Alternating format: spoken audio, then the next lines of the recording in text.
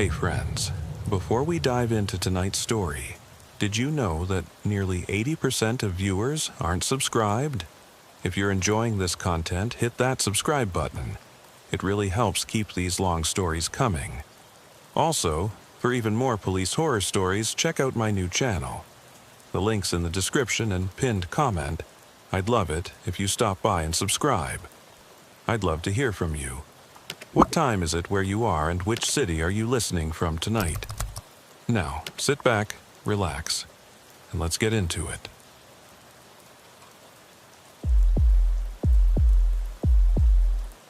I pull out of the station at 20 minutes past midnight.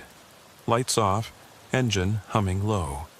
The air's cold enough to see my breath curl against the windshield.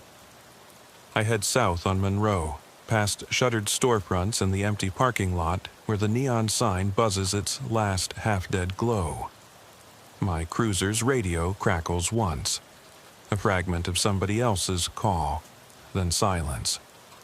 It's the kind of quiet that claws at your skin, makes every creak of the suspension and every hiss of tires on asphalt echo in your skull.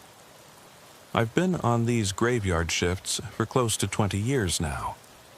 I know where the shadows gather thicker, behind the dumpster at 3rd and High, in the strip of alley between the laundromat and the pizza joint, under the flickering lamp by the railroad overpass. Tonight, though, something feels different. The stillness isn't familiar, it's hollow. Dispatch breaks in. Unit 4-2, report of a prowler at 420 Bayview. Elderly resident heard someone calling her name. My stomach turns over. Bayview's 6 miles east, a sleepy neighborhood of single-story homes and tidy lawns. It's past 2, but the streetlights are still on. Most nights they're timed off at 1. Whoever called in this tip must have flipped a breaker. I punch the mic, copy, dispatch. Then I flip on the blue lights. Doesn't take long to get there. 2 lefts off Monroe, a quick jog down Broad, then a right onto Bayview. The cruiser rolls up to number 420, a pale ranch house with curtains drawn tight. I kill the lights and ease to the curb. Footsteps on the pavement, mine. I slide out, heavy boots clicking. Flashlight in hand, I sweep the yard. Frost glitters on the grass. Perfect geometric crystals that vanish under the beam. No footprints other than mine. No movement behind the windows, no sign a car ever pulled up. I call out, "Ma'am? This is Officer Harper with Toledo PD. I'm responding to your call." The front door opens a crack. Mrs. Levin is there, thin as the night air, pale blue robe draped over frail shoulders. Her eyes are wide, glassy. "You came," she says, relief and fear tangled in her voice. I nod, keeping the beam steady on her face. I heard it again," she stammers. My name, over and over, soft, like he was in my yard. She points to the yard, voice shaking so hard I can hear it. "Henry, Henry." She trails off. Henry was her husband's name. He died 10 years back. I step inside. Living room is dark but clean. The couch looks newly vacuumed. I flash into corners. Dark shapes of furniture, nothing else. I run my light along the windowsills, no fingerprints, no scratches on the glass. I ask, "When did you hear it?" She clutches the edge of the sofa. "Just after midnight, I was about to lock up for bed when I thought I heard him calling me." Her lips tremble. Like he was safe, back again. I radio dispatch. "No signs of entry, ma'am. I'll check around." Outside, I pivot, flashlight sweeping the side yard. Trash cans, overgrown shrubs, back fence. Then I see a single indentation in the frosty grass. Just a shallow impression like a boot heel. It leads toward the alley. I follow it, heart thudding so loud I'm surprised she can't hear it. Footprints stop at the fence, nothing more. No handholds, no sign of a climb. Back at the porch, Mrs. Levin is peeking through the curtains, face pale as the moon. I tell her, I'll keep an eye on this block until morning. If you hear it again, call me immediately." She nods, mouth set in a hard line, jaw clenched. I give her a gentle smile, only I don't feel any comfort in it. The next night, same call, same script, different street. Third night, 2 calls. No rise in break-ins, no actual crimes. Just whispers of names in the dark and faint footprints that seem to vanish into thin air. Dispatch tags them as possible prowler calls, nothing more. But I'm staring at those 6 incident reports stacked on my desk, each one tilting my gut toward dread. I drive over to the precinct and pull the files. Each victim, 6 in total, lives alone. 5 are over 70, one's near 60 but lost his wife last year. I check the logs, all discharged from Toledo Regional Medical in the last 4 months. All had night shift nurses. Only 1 nurse on every file, Gabriel Watts. The name sticks unpleasantly in my mind. I don't sleep. I park the cruiser at the medical center's back entrance just before shift change. Watts clocks out at 7. He nods to me, carries a canvas bag. I leave my cruiser lights off and watch him walk to his car. License plate matches his apartment. Elm Street, Unit 204. Back at the station, I get a warrant for his residence. Around midnight, we roll up, cars boxed around his building. I feel the familiar thud in my chest. Nothing like approaching a potential crime scene. Evidence techs place chalk around the door, pull it open. I step inside, sparse living room, neat couch, kitchen table with a single cup. Nothing bizarre. Then I see a small notebook on the coffee table. Hands secure the pages. I step close. Pages upon pages of names, addresses, phone numbers, discharge dates, medication lists. My breath catches as I thumb through. Mrs. Donnelly, 5 Pine Lane. Mr. Hirsch, 77, 12 Oak. Each entry has notes. Lives alone. Night terrors reported. Prescription for Xanax. I glance at the top. Entry dated 2 days ago, Mrs. Caldwell, 3:40. Bayview, that's Mrs. Levin. Watts appears, cuffs over his bag. He's calm, no struggle. I read him his rights, and he nods. Dark eyes empty like the streets where he prowled. In questioning, he confesses. He memorized charts, watched them recover, then dared to test them. He called their names from beyond foggy windows, listened for the door, gauged their vulnerability. Then, at the right moment, he'd slip in and administer a fatal dose from their own prescription bottles. I spend the drive back going over every call I answered in 10 years. How many late-night alarms did I write off? How many grown-ups did I tell, probably kids playing pranks, when someone's husband or mother was standing on the porch, shaking? My knuckles grip the wheel, white bone. 3 a.m., I end my shift in that same convenience store lot. I kill the light, step out. The sign above is buzzing like a broken fly. In the darkness, I whisper a name, someone I lost long ago. Felt compelled to see if the silence would answer. It doesn't. My radio crackles. Unit 42, head in? I unclip the mic. Copy. Then I turn off the radio. Let it go silent. I lean against the cruiser, boots cold on the asphalt. I close my eyes and feel it. That quiet pressure. The sense that somewhere, someone's whispering your name in the night. And you're not supposed to answer. I ease the door of my cruiser closed and settle behind the wheel, the seat's vinyl cold against my back. The world beyond the windshield, the empty lots, the silent streets, feels heavier now, like it's holding its breath. I flick the heat on low. It'll do little against the dread settling in my chest. I slide the radio off its mount, haven't answered a dispatch in hours, and let the silence stretch. When I finally pull away, it's toward the hospital. Lights off until I turn onto Elm Street, then blue and red splinter against the pavement. The apartment building sits low, brick and mortar caked with years of weather. I remember Watt's profile in the questioning room. Calm. Too calm. Like he'd already been waiting. I'm not sure what I expected. Rage, fear, guilt, but not that. Just empty eyes. At the station, I file my report late. My hands shake enough that my pen smudges the ink. Once it's done, I step into the briefing room. 4 of my colleagues are dozing on the table. Overnights after shift change, nothing big coming in. I clear my throat. They look up. "We've got a killer in custody," I say. No one says a word. They just watch me pack up my stuff and slip out. Home feels wrong. My house is quiet in a way that feels premeditated, as if the walls themselves are waiting. I leave the lights off and walk past the living room. Pictures of my wife, me in uniform, our 2 boys riding bikes in the yard.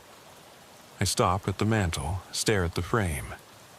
I haven't looked at it much in weeks. I turn away and climb the stairs. My bedroom is messy. Patrol jacket draped on the chair, boots by the door.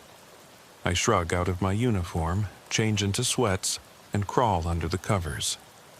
The thermostat clicks off the heat, and I lie there in darkness. My mind drifts back to Mrs. Levin's face, the edges of her robe glowing in my flashlight beam. Back to the notebook, pages of lives mapped out like prey. I wonder if he ever smiled when he read those names, if it gave him something like satisfaction. Sleep comes in fits. I dream of footsteps trailing through my childhood home, of someone calling my name from the upstairs hallway.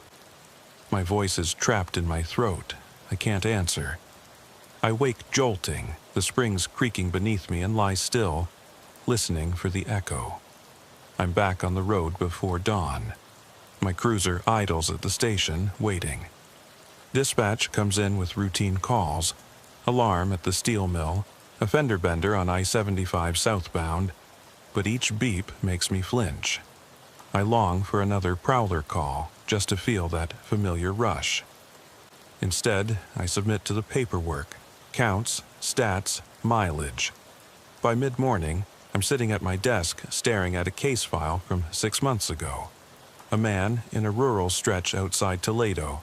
Late-night call to help with an unresponsive patient. Death ruled natural causes. The nurse on duty, Gabriel Watts.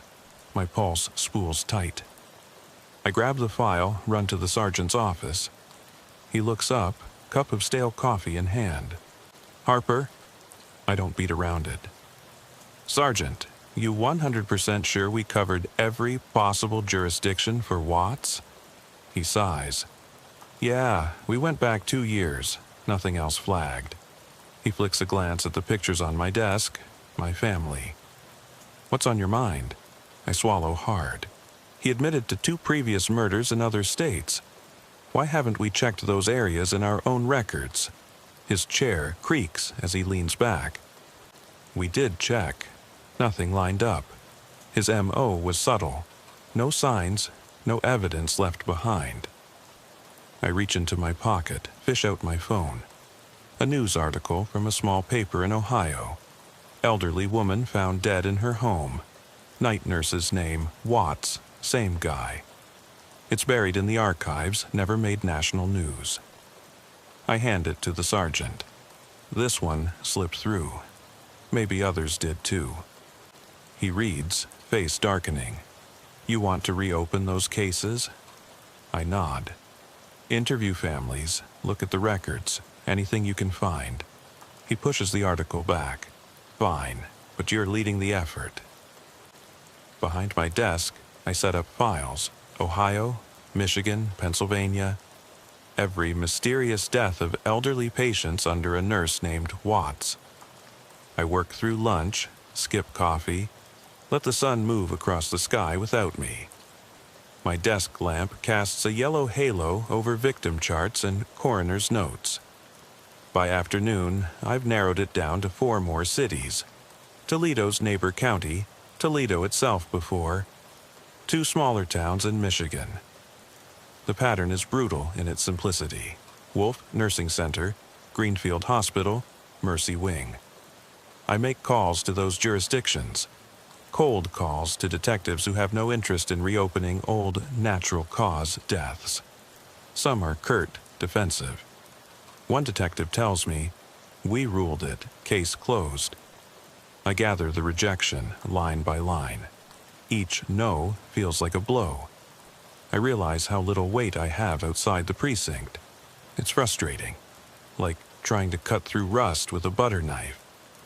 The phone cord curls around my fingers as I dial the next jurisdiction, over and over until my thumb aches. At sunset, I drive home slowly. The sky is bruised purple, and the wind stirs fallen leaves across empty sidewalks. My cruiser feels too loud in the quiet of the street.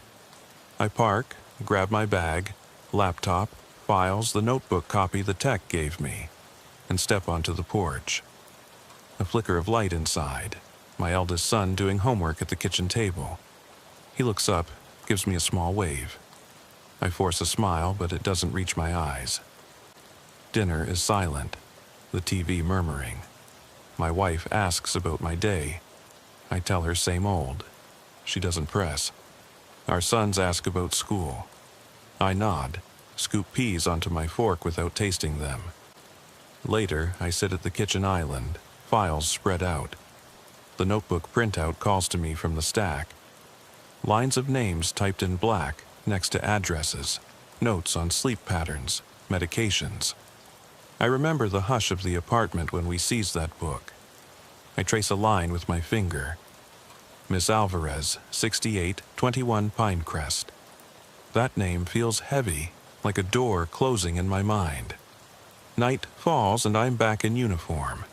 I drive patrol in circles, hour after hour. Lights off, radio muted. The air is thick with premonition. Every shadow shifts when I pass. Each window seems to hold a face studying me. A call finally comes just after 11. A domestic disturbance, nothing serious. I answer it because it's better than nothing. The couple argues, I break them up, write a note, move on. It's routine, antiseptic. But afterwards, I sit in my cruiser and let the hush settle again. I close my eyes. I hear a voice, soft, intimate, a hushed syllable of my name. It's so close I startle, whip the door open. Flashlight sweeping across an empty sidewalk. No one there, just wind. I breathe in slowly, let it out. I climb back in, close the door, lock it. I leave the radio off. The night stretches ahead, empty and expectant. And somewhere, in the thick air behind me, someone is calling my name. I ease out of the residential district and head back toward the riverfront. The street lamps overhead spaced so far apart, the darkness creeps in between them like ink spreading across paper. My cruiser glides over the cracked asphalt of Riverside Drive, the wheels whispering against the brake lines. I've been here dozens of times, solo night patrol, watching for joyriders or drunks stumbling home. Tonight, I keep expecting something else. A shape at the far edge of the road, like a human outline that melts when I flick on the high beams. I park by the inlet where the old steel mill's silhouette lingers against the sky, massive girders like carcasses of long dead beasts. The water ripples in the moonlight, silver and cold. I step out, boots crunching on gravel. I don't touch the radio, it's become a habit. Silence beyond dispatch makes it easier to hear things, both outside and inside my head. I walk the path along the riverbank, flashlight unlit. There's a bench here, rusted metal arms curling like claws, and I sit. I remember the first time I came here, early in my career, rookie jitters, thinking the darkness itself was the worst threat. That was before I learned fear lives in waiting. Now I sit, lean forward, elbows on knees, and listen. Wind stirs the reeds. The river sighs. A dog barks somewhere up the street. No, footsteps direct behind me. No whispering voice calling, but I feel it. A presence, not malevolent exactly, more like a question suspended in the cold air. What are you listening for? My phone vibrates in my pocket. I pull it out, a text from the sergeant. How's the follow-up? I thumb it shut without reading. I didn't answer. Better I don't. Back in the cruiser, I slide in and pull the door closed. The seat molds to me. I drive in low gear, windows cracked just enough for the wind to hiss in, carrying scents of river brine and something sharp, like ozone after rain.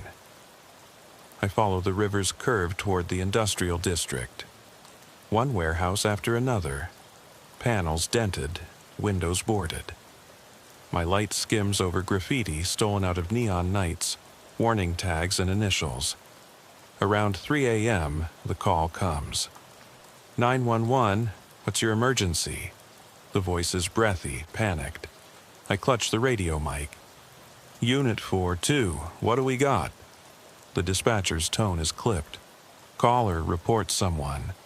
Someone banging on her back door, shouting her name. Elm Street, Mrs. Harper, no relation. I stare at the dash. Elm Street again. I know this neighborhood. Narrow driveways, hedges trimmed like geometric sculptures. No streetlights inside the blocks. I hit the siren, let it fade back to silence, then gun the engine. By the time I reach Elm, siren echoing against brick facades, I'm already unstrapping the seatbelt. I kill the lights, slip out with radio in pocket, flashlight in hand. Number 217. The house with the white picket fence and rose bushes that must have looked stunning come June. Now, in January frost, the stems are skeletons.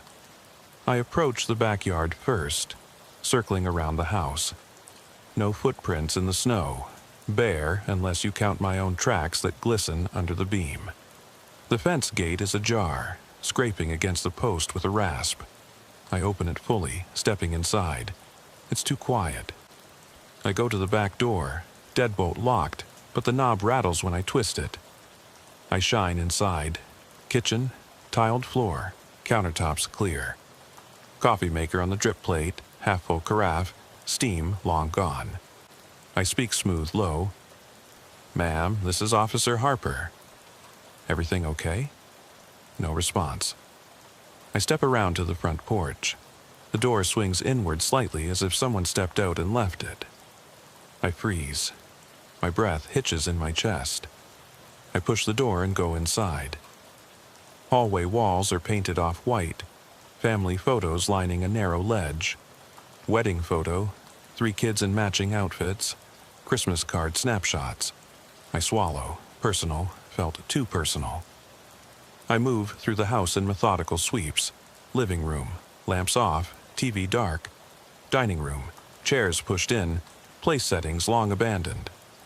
I call out again, slower this time, softer. Mrs. Roberts, are you here? Then a sound, the click of a doorknob upstairs. I tense, heart hammering. My hand drifts to my holster, but I force it down. I ascend the stairs, tread light, flashlight beam bouncing. At the top, a narrow corridor, 5 doors, one open at the end. Light seeps from within, an amber glow. I step into the master bedroom. The lamp on the nightstand is on, shade tilted. The bed is made, 2 pillows plumped perfectly. No sign of struggle. But the TV across the room is on, volume muted, screen static humming low. Someone was here, someone used the switch. I scan the room, dresser drawers closed, closet door shut. No footprints on the carpet other than mine. Then I see the note on the bedside table, neatly typed on printer paper.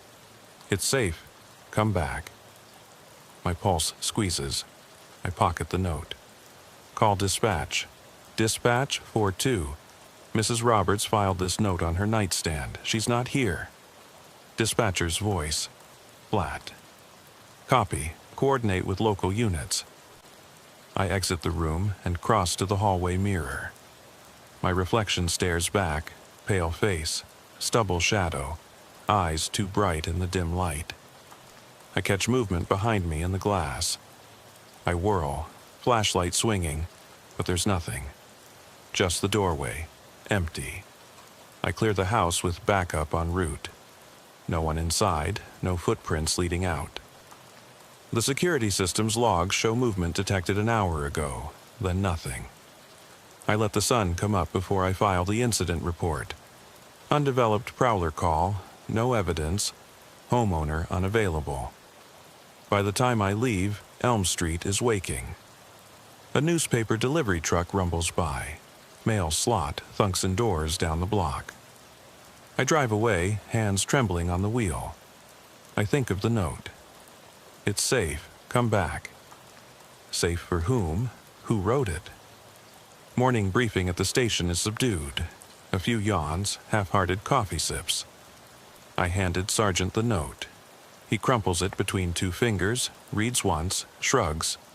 Document it, move on.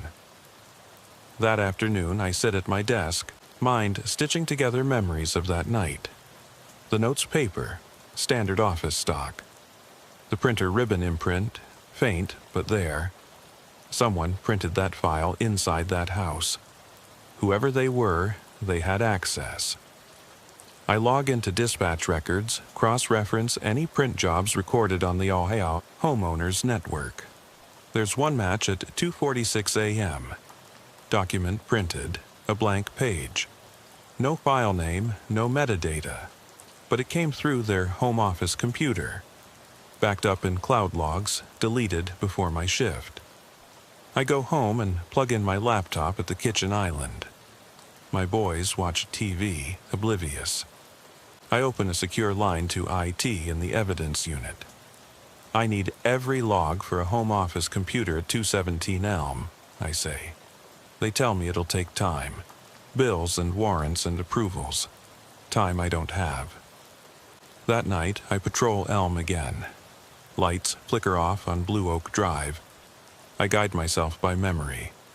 I park across the street, sit engine off. I watch the house. No movement. I pull a cigarette from my jacket, light it with trembling fingers. The ember flares in the dark. Smoke drifts upward, twisting. I exhale and think about patterns. Watts, the note, printed minutes before someone knocked. I think about trust and betrayal, how easily they blur. I stub out the cigarette, eyes stinging. I drive off, letting the night swallow me. I don't answer dispatch until the morning. I drive past that house on my way out of town. I glance at the windows. The front porch light hangs crooked. I imagine a silhouette watching from behind the curtains, studying me. I know I'm being watched back. And I know the next time I park in Elm Street's shadow, I won't be the only one listening for whispers in the quiet. I cruise through the pre-dawn haze, radio dead, as if cutting off the world gives me clearer ears to hear what's always been there.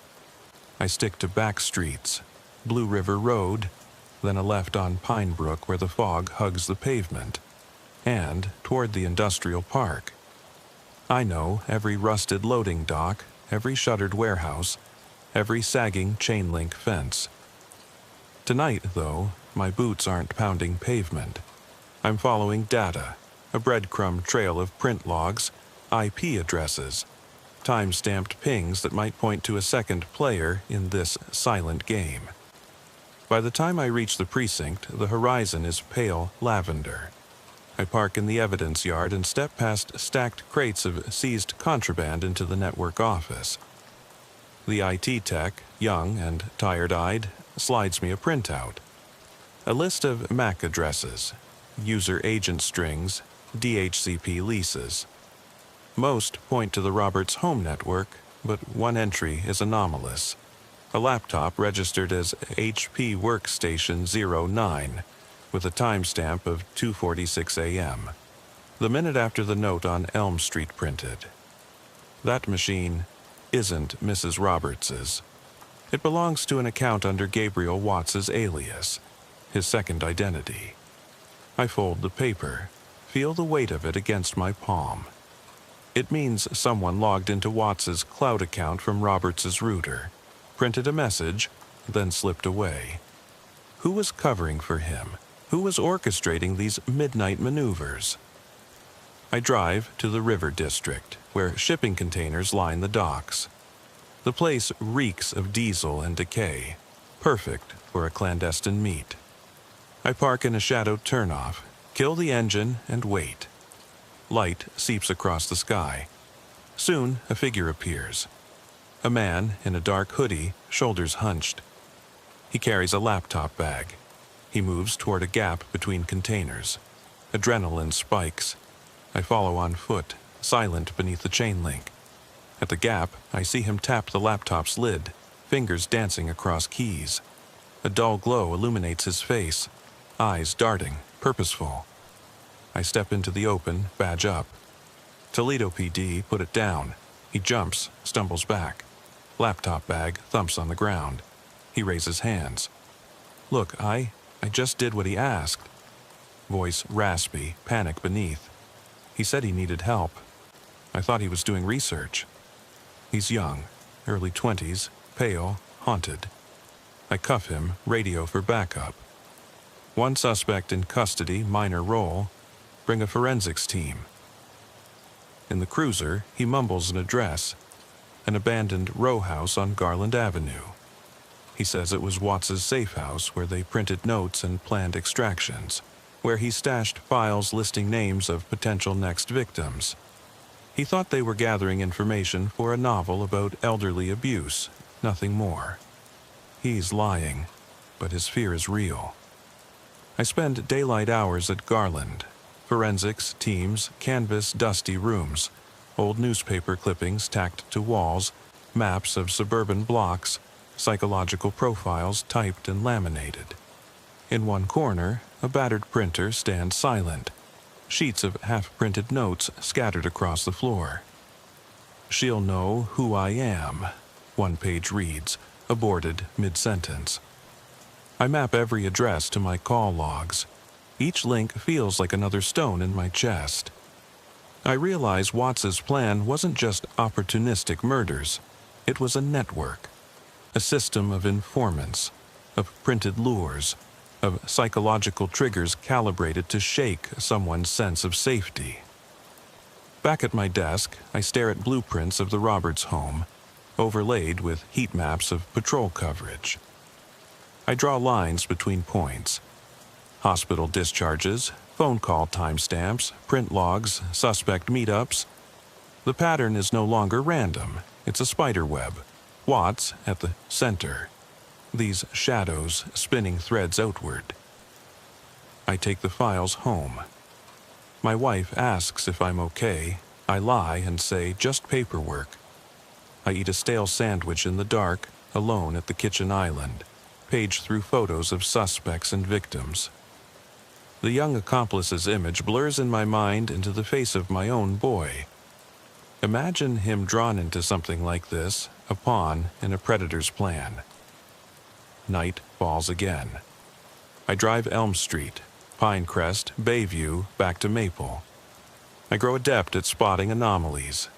A porch light flicker where it's never flickered before. A car parked too close to a driveway. A curtain twitch when no one should be awake. I jot notes in a weathered notebook. Addresses, times, gut instincts. At 2:46 a.m. on Parkwood Lane, I pull the cruiser onto the grass verge. A single lamp burns outside a bungalow. I kill the engine, slip out. No radio. I approach the front window, beam the flashlight at the sheer curtains. Something moves, a silhouette turning away. I knock on the door.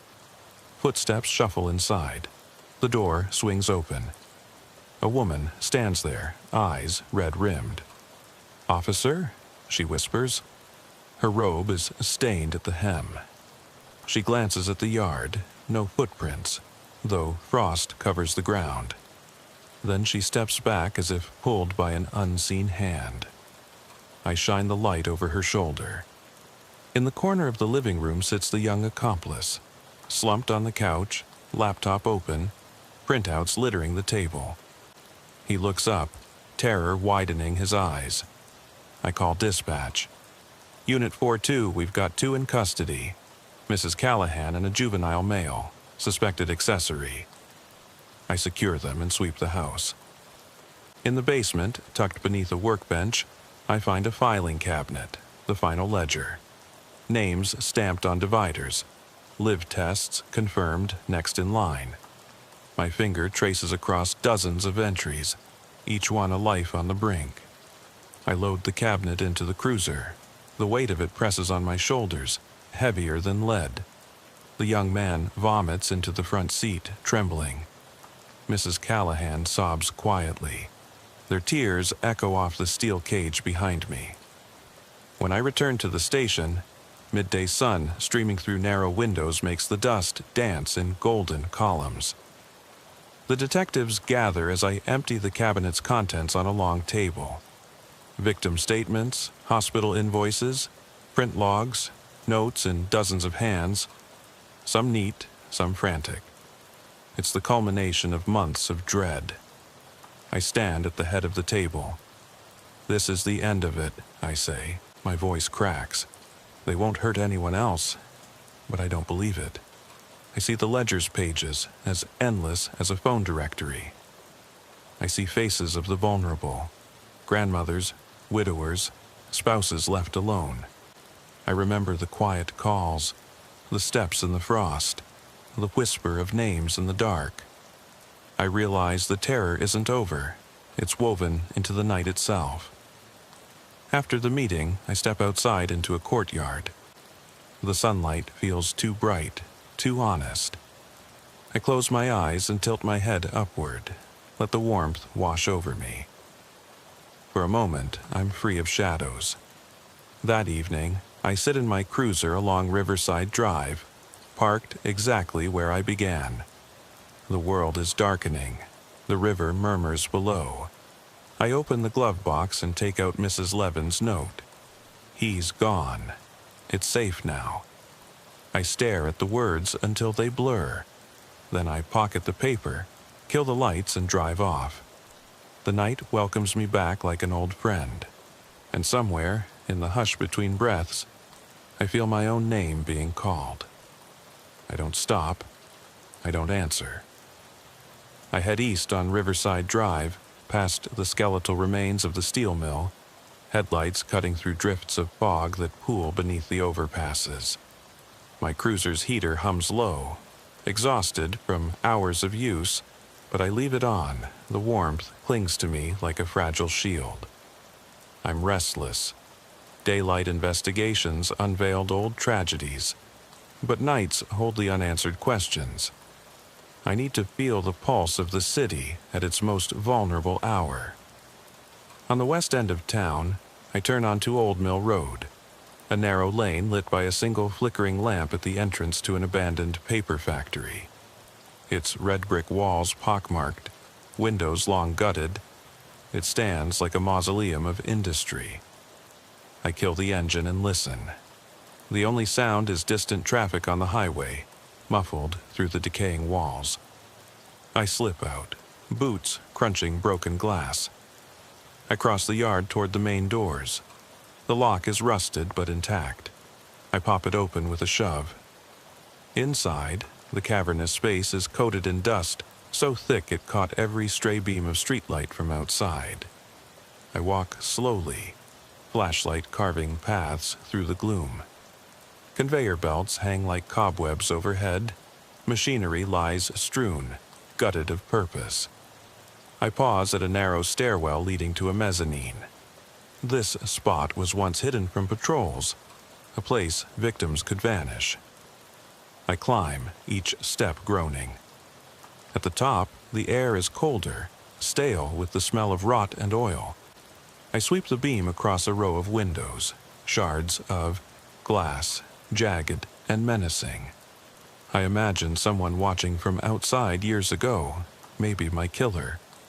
A shiver runs down my spine, reminding me that silence can be louder than screams. On the mezzanine floor, I find scrawled graffiti, names, dates, initials layered in spray paint. Some recent, the white tags bleach near the end of last month. I crouch to read MEW 12/14 beside NWH 1/22. Codes. I trace my finger along the letters. My pen scratches on my notebook. More evidence of someone's ritual, marking time, stamping territory. My radio buzzes softly. Dispatch checking in. I ignore it. I've spent weeks chasing footprints and printouts. Now I follow the clues etched into rusted steel. I move to the far corner where a metal door stands ajar. I push it open to a small office lit by dying moonlight through a high window. A desk lies on its side, papers strewn like fallen leaves. Most are waterlogged, unreadable, but one folder remains sealed, a manila envelope tied with string. I pick it up carefully. The string unravels, and inside are photographs. Elderly patients at Toledo Regional, smiling tired smiles in their hospital beds, gowns pulled tight. Beneath each photo, typed notes: Stage 1 completed, awaiting response, schedule next call. The language, clinical, detached, the calm of a surgeon's hand before the scalpel. My heart hammers. Each entry matches someone who reported hearing their name whispered. I count them.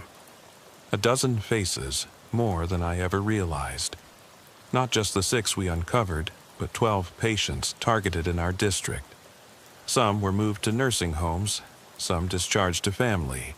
Watts's list spanned care facilities, untraceable under normal scrutiny. I tuck the envelope under my arm and stand. The building's silence presses in, edge to edge. I leave, closing the door quietly behind me. Outside, the fog swirls and spirals. I pad back to the cruiser, envelope on the seat beside me, its weight dull but potent. Driving back downtown, I feel exposed in my own skin, as though every reflective surface might catch my face and reveal the strain etched around my eyes. My radio finally sputters alive with a minor fender-bender call. I respond and shift lanes, but I'm not listening to traffic details. I'm replaying each photograph in the envelope, 12 names, 12 possible attempted murders, 12 hushed calls unanswered by patrol, 12 lives balanced on a whisper. I park at the station, eyes stinging. The sergeant watches me through the glass panel, his coffee cup halfway to his lips. I hand him the envelope. He examines the photos, frowning at the edges. 12, he says quietly. You sure? I nod, and I'm betting there are more. He rubs his temples. We reopen every case? Go back 6 months to 2 years? I swallow. All of them. He gestures to a card of old files in the corner. You're going to need help. I meet his gaze. I've got to do this. He hesitates, then nods. All right, but pick your team wisely. I leave the station moments later with 2 detectives, 1 veteran, 1 new recruit, our faces lit by the pale glow of overhead fluorescence. We spread the photographs out on a long table in a back room. 12 images, 12 names, 12 stories waiting to be told. We assign each detective to a pair of cases, set deadlines for interviews, medical record requests, family contacts. I keep 2 myself, the earliest and the most recent. In the days that follow, I'm a ghost in my own life.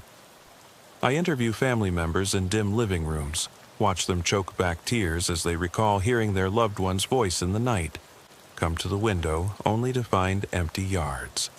I crawl through hospital archives, reading charts sealed by electronic locks that now seem too easy to breach. I cross-reference timestamps with dispatch logs, matching print server data and network pings. Every new piece of information feels like a fissure cracking the calm surface of a lake. Nightmares return, strobing through my sleep.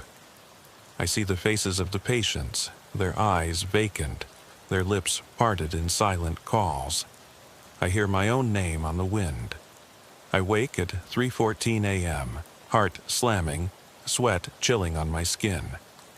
I roll out of bed, robe around me, and drive the streets without purpose until dawn. On the sixth night of this cycle, I'm back at Elm Street, 217, now cordoned off for forensic mapping. Blue tape outlines windows and doors. Detectives pore over evidence logs, marking footprints in snow with spray paint. The LED bulbs of inspection lights carve halos in the yard.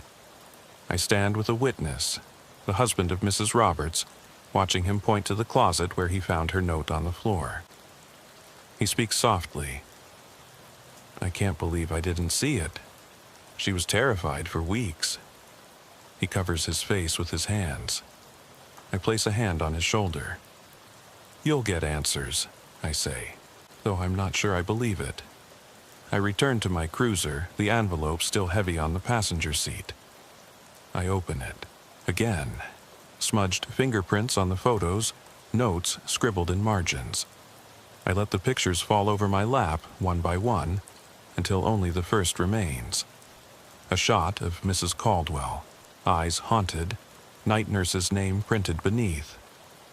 I stare at it until I can no longer tell where her face ends and mine begins. I slip the photo back in the envelope, seal it, and pocket the string tie. I climb into the driver's seat, start the engine, and flick on the headlights. In the beam's edge, I glimpse the outline of the house fading into night. I drive away, radio off, feeling the weight of 12 stories pressing on my spine. 12 whispers in the dark, each one a question I can't answer. As I merge onto Riverside Drive, I decide I'll return to the paper factory tomorrow. Re-examine the mezzanine graffiti, follow those cryptic codes.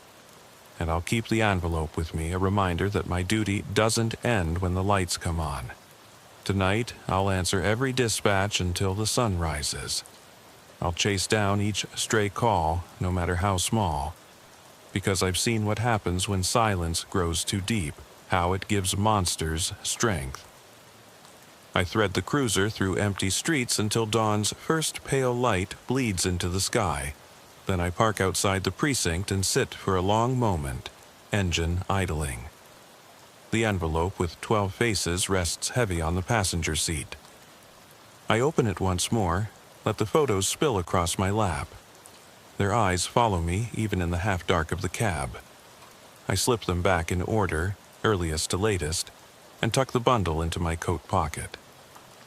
I step out, close the door with care, and head inside. The station smells of stale coffee and inked paper. Detectives move in slow circles, trading case files. I cross to the evidence room, badge at the ready. The sergeant stands in the haze of fluorescent light. He nods. No words needed. I lay the envelope on an empty table. They're all here, I say, every single one.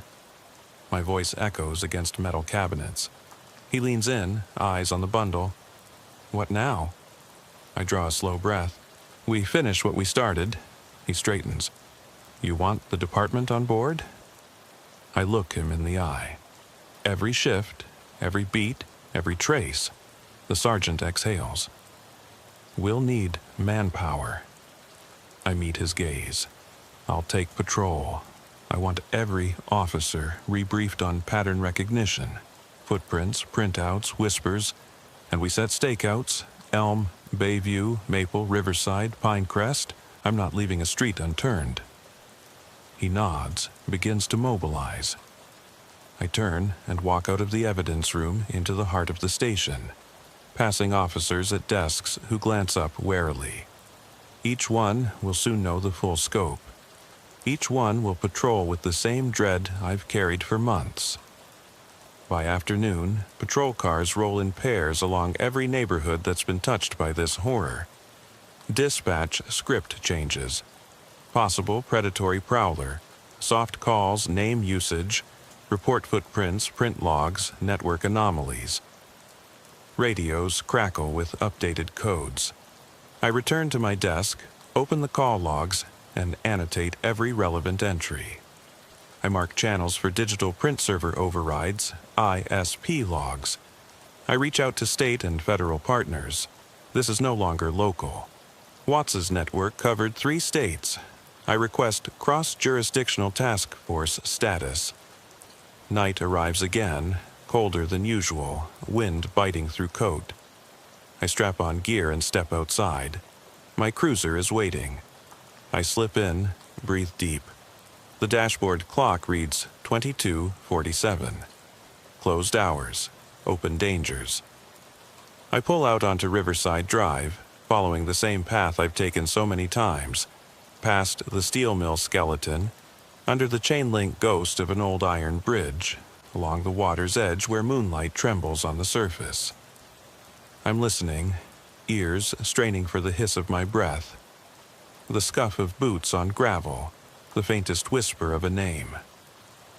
At Pinecrest, I switch off headlights, idling near a bungalow whose windows glow with domestic warmth. The radio remains silent. I step onto the grass verge and walk to the porch. Footprints in frost. 2 sets, mine and a smaller, younger print. The kid they arrested? He must have known this house. But why print the note here? I kneel, flashlight sweeping, no 3rd set. The accomplice printed downstairs, then slipped away. Someone else must have met him, another node. I ease back to the cruiser, mind mapping suspects like coordinates on a grim map. I get back on the road, keep the engine off until I reach Bayview. I park mid-block. No houses lit, I walk, senses on edge, listening. A shutter clicks. I whip the light toward a window and catch the silhouette of a child's drawing taped inside. 2 stick figures holding hands, a sun drawn in crayon. Underneath, "Thank you for calling me safe." I press my forehead to the glass, breath fogging the pain. I think of Mrs. Levin, Mrs. Roberts, 12 others whose lives were gambled on a whisper and a door left ajar. I blink back tears I can't afford. My radio crackles. 4-2, dispatch. I let the scratchy voice fill the quiet. Unit 4-2, we've got movement. Possible prowler at 314 Maple Avenue. Name usage, footprints. I swallow, press reply. I'm on it. I step back, flashlight in hand, and walk to my cruiser. The night welcomes me again. I start the engine and flip on the light bar for a heartbeat, then off. I roll toward Maple. At the house, I park down the block. I slip out, boots silent. I circle the property. House dark, lawn crisp with frost. Footprints leading from the front stoop to the driveway, then off into shadows. I follow them until I can't.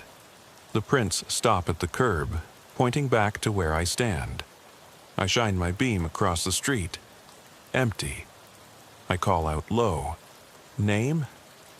The hush that answers is a weight, pressing in on every side. I hold my breath, waiting for something to shatter the stillness. But nothing comes except my pulse thumping in my ears, the cold creeping through my coat. I let it stretch that silence until the ache of it becomes a presence. Then I speak again. I'm listening. And I wait, because I know that if I stay, if I carry these stories forward, I will hear it. A syllable, breathed. A name, rustling in the dark. Mine or theirs, I can't tell. But I will answer. I can still feel the slick of rain on my uniform as I slipped out of the cruiser, the asphalt cold through the thin padding of my boots. Midnight had just ticked over when I saw the Chevy Malibu parked on the shoulder, brake lights pulsing like a dying heartbeat. The air smelled of wet pine and exhaust, heavy, oppressive. My hand hovered over the mic. I keyed it because that's what you do, but even as I spoke, I knew something was off. Dispatch, this is Deputy Hayes. I'm 47 on a traffic stop. Vehicles unoccupied. Plate reads DMW 9102. No lights or signs of distress. My words sounded clipped, practiced. The radio crackled back something faint, but I barely heard it over the low hum of my own thoughts. I stepped onto the highway, flashlight in hand. The beam cut a narrow cone through the fog rising off the trees. The road stretched into blackness ahead and behind, like a tunnel without end. I circled the car slowly, expecting to see footprints or a dropped phone or some clue. But there was nothing. No disturbance in the gravel, no smudge of blood, no stench of fear. Just an idling engine and an open door revealing a clean interior. I crouched by the driver's side, shined the light across the seats, cell phone on the floor mat, poker chips rolling under the seat, an unopened bottle of water on the console. Everything suggested someone had just stepped out and vanished. "Copy that, Hayes," dispatch replied. Distant, muted. The kind of voice that comes across when you're working the graveyard shift and all signals get swallowed by static. I tapped my flashlight against the hood, the metal cool under my fingers. My breath rose in white clouds. Somewhere up the road, a lone owl called. I listened for a heartbeat, for the crunch of leaves, for any movement beyond the ragged edges of my vision. I told dispatch I'd sweep the nearby tree line, looking for a witness or a stranded motorist. No need for backup, just a routine check. I slipped off into the pines, the rain pattering against leaves. The light swayed in my grip, sweeping left and right.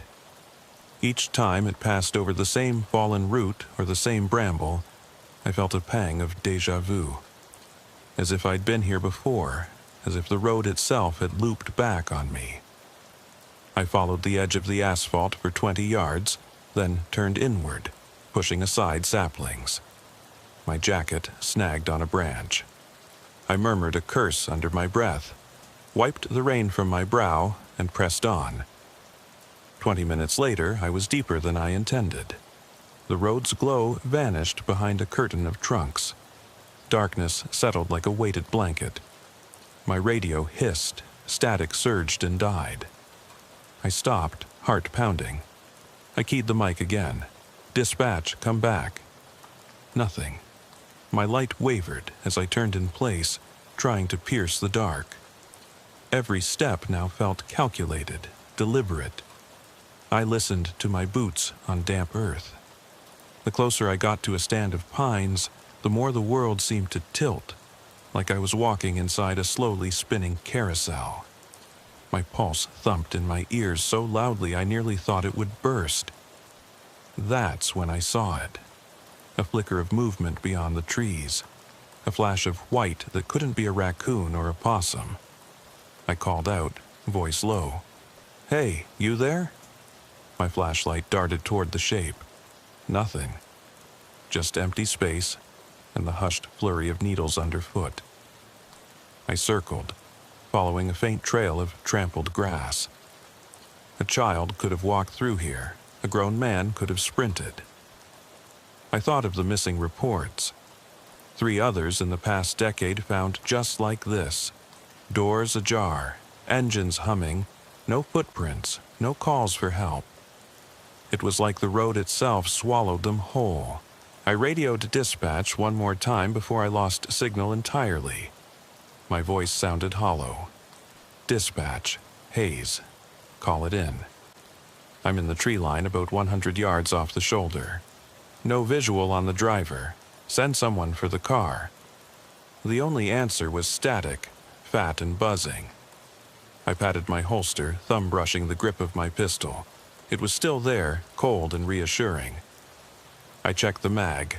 6 rounds. Standard issue. Never needed more. But tonight I'd count them all if I had to. I followed the path of the flattened grass until I emerged into a small clearing, where moonlight sifted through thin clouds. A handful of saplings, some dead ferns curling at the edges. The rain slackened. I raised my flashlight to scan the horizon. The beam caught the reflection of something metallic near a fallen log. I approached cautiously and realized it was the edge of a battered lunchbox. A child's lunchbox with cartoon characters peeled away by rust. I stared at it, heart tightening. No school bus had come through here in years. You didn't bring a lunch to this stretch of road unless you planned to sit and wait. I dropped to one knee, reached out, and touched the cold metal. The lid creaked as I pried it open. Inside, I found a single apple, half-eaten, skin bruised and brown. No note, no identifying mark. I slung my light back to the tree line, expecting to find a person waiting, some prankster, maybe someone wanting a scare. But the trees were empty, the clearing was empty. Just that lunchbox like a sentinel, guarding nothing. A low rumble drew my gaze back to the road. My cruiser's lights flickered through the trees. Officer Martinez had arrived. Relief washed through me. I stood, brushing damp leaves from my collar, and made my way back, lunchbox still in hand. As I broke through the underbrush, I saw her silhouette leaning against the patrol car, arms crossed. The headlights painted her in stark white and black stripes. I waved, but before I could speak, the radio burst to life inside her car. "Hayes, respond." I tapped my mic. "Hit you 5 minutes ago, Liz." My voice cracked. I swallowed and tucked the lunchbox under my arm, half keeping it hidden. I didn't want her to see it until we were both safe. We walked back together, lights spinning off raindrops, and I gestured toward the open door of the Chevy. Her brow furrowed. Inside, everything was unchanged.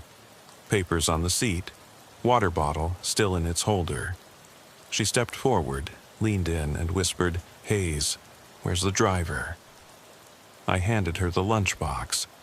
Her jaw slackened. "What the hell? Why would someone leave this here?" she asked. I shook my head. "I don't know. But if they walked off this far, they might have kept going." My voice was quiet, too quiet. I stared at the ridge of trees beyond the hood, where the woods looked thicker than I remembered. The air had gone still. Not a breeze stirred the pines. The rain had stopped. And in that hush, I felt something shift. A weight in the air, like the world was holding its breath. We called it in to dispatch, missing person, possible search. Martinez stayed by the Chevy while I circled again, this time staying just beyond the edge of the headlights. Each flashlight sweep turned up empty glimpses. A broken bottle, a patch of mud, a snake too quick to see. Nothing that explained why someone would abandon a car with the keys inside. Nothing that explained the apple. By the time backup arrived, we had a half-dozen deputies fanning out in pairs, grid patterns over the forest. Dogs on leashes, techs with infrared scopes aimed at treetops. The CB was alive with chatter, pagers buzzing, but the search yielded nothing. After an hour, the dogs lost the scent. After 2, the infrared showed only heat signatures of police jackets. Nothing else moved. The storm rolled in again. Lightning tore across the sky, illuminating the road in stark, buzzing blue. I watched the flashes, heart thrumming with each crack. In one burst, I thought I saw a figure standing by the Chevy, tall, still, watching. But the next flash showed only Martinez standing by the driver's side. I shook my head. My senses were on edge. My skin prickled. I kept waiting for something, a call, a scream, a movement, to justify the way my gut twisted. At 3 a.m., we called off the search for the night. Martinez and I huddled under an awning of her cruiser, sipping lukewarm coffee from styrofoam cups. The rain pelted the metal roof overhead, a drumbeat in my skull. I stared at the lunchbox between us. She asked what got me so rattled. I wanted to tell her I wasn't rattled, that it was just an empty case and a rotten apple. But the truth stuck in my throat. I said, "It's not what we see, it's what we don't see." The silence, the car running, the door open, the lunchbox alone. My voice shook. She glanced at me, eyes searching. The kind of look that makes you wonder if you're losing your mind. We logged the incident and towed the Chevy. A tech processed the lunchbox as evidence. Martinez and I rode back toward town in separate cars, each lost in our own thoughts. My lights cut narrow beams through the rain. The radio was dead quiet. No traffic calls, no routine check-ins, just my own breathing in the cab. At home, I peeled off my boots in the hallway, the rainwater dripping onto the tile. My wife, Caroline, greeted me with a kiss that tasted of midnight and worry. I forced a smile, said it was just another abandoned vehicle. She nodded and wrapped her arms around me, but I could feel her shoulder press as if she sensed the weight I carried. Inside the house, I could still hear the echo of the forest, the hush between raindrops, the static on the CB, the laughter of the wind coursing through pines. And deep down, I knew this was only the beginning. Because roads like that have memories. They keep the secrets of those who vanish. And sometimes the shadows aren't empty. They're holding something you'll never find. The morning sun did nothing to lift the weight in my chest. 11 days had passed since the Chevy incident, and the office still hummed with questions nobody could answer. I was back on the road at midnight, seat warmed by my own body heat, coffee gone cold in the cup holder. The dashboard clock read 11:02 p.m. as I turned onto State Route 63. Mile marker 12 passed in my headlights. Marker 13. I'd driven this road more times than I cared to count, but tonight it felt foreign, like returning to a house where you once lived, only to realize the furniture has shifted and the walls have bled shadows in the corners. I tried to shake it off, radioing dispatch. Haze to dispatch, routine patrol. All quiet. Static answered, louder than the voice on the other end. I flicked the volume knob. Static settled into a low hiss. My eyes darted to the mirror.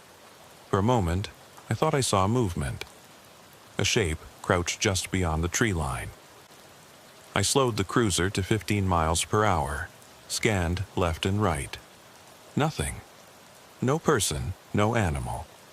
Just trees and the faint glow of a farmhouse way off to the south.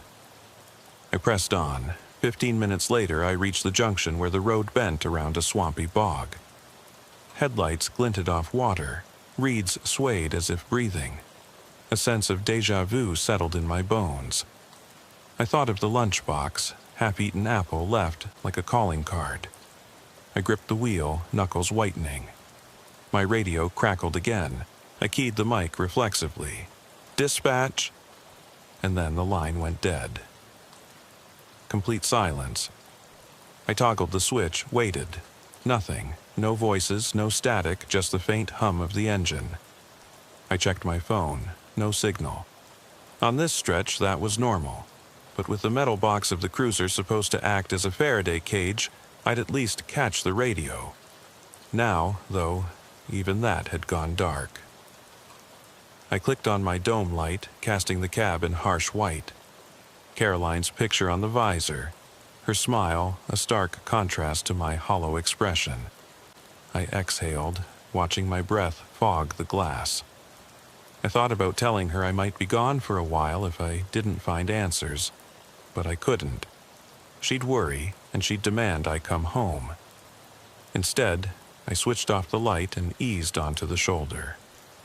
I grabbed my flashlight and stepped out. Rain started to fall, tiny beads that slipped through the trees and skittered across the hood like insects fleeing a flame. I strode to the edge of the pavement where I'd searched before. The undergrowth looked undisturbed, but I knelt and ran my fingers through the damp grass. No footprints, no broken twigs, just the same smooth blade of grass untouched by human weight. I stood and shone the beam deeper into the tree line. Nothing moved, no eyes reflected back. My heart pounded. I keyed the mic one more time. Dispatch, this is Hayes. Respond, please. Silence.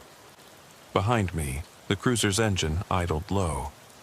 I walked back to the driver's door and leaned my shoulder against the cold metal. I reached for the lunchbox in the passenger seat, evidence still sealed, but I left it. I didn't need to carry that reminder of someone else's disappearance tonight. My pulse slowed, but only marginally. A sudden rustle in the underbrush snapped me upright. My flashlight darted toward the sound, landing on a small, pale animal. Raccoon, I figured. It froze, mouth opening in a silent hiss. And then, from deeper in the woods, a second rustle. At the same time, the tracers of my breath snaked into the air. I flicked the beam again. The raccoon vanished. I took a step toward where it had been, flashlight sweeping low to the ground. Clumps of fur lay scattered, matted with mud. Not animal fur, synthetic fibers, like from a jacket or seat upholstery. My stomach knotted. I crouched and brushed the fibers aside, revealing a patch of red crusted into the threads. Dried blood. I rose, flashlight in one hand, pistol in the other. The rain picked up, pattering against the brim of my hat. I steadied my breathing. I told myself it could be from an animal collision. Cars hit raccoons all the time, but the fibers didn't match roadkill. They looked like the cloth from a uniform pocket, a sleeve or a collar. I radioed in, Hayes to dispatch. I've got possible evidence. Fibers and blood in the tree line. Request crime scene tech. Static answered, brief, then gone. I cursed under my breath. My phone buzzed, a text from Caroline at 1:12 a.m. Miss you. Late dinner was cold. I stared at the message, thumb hovering. I wanted to reply, to tell her I'd be home soon. Instead, I switched off the phone. I clipped my holster back on, squared my shoulders. This road was playing tricks on me, and I was determined to find out why. I stepped off the shoulder and into the trees, light bobbing ahead of me. Each step felt deliberate, each crack of a twig underfoot an accusation. The deeper I went, the more the world seemed to narrow to a tunnel of rain, bark, and earth. I followed the path of broken branches until I reached a small clearing where the swamp's edge shimmered under lightning. The air tasted of mildew and oil. My beam caught something half buried in the mud, a flattened patch of fabric, too dark to identify at first.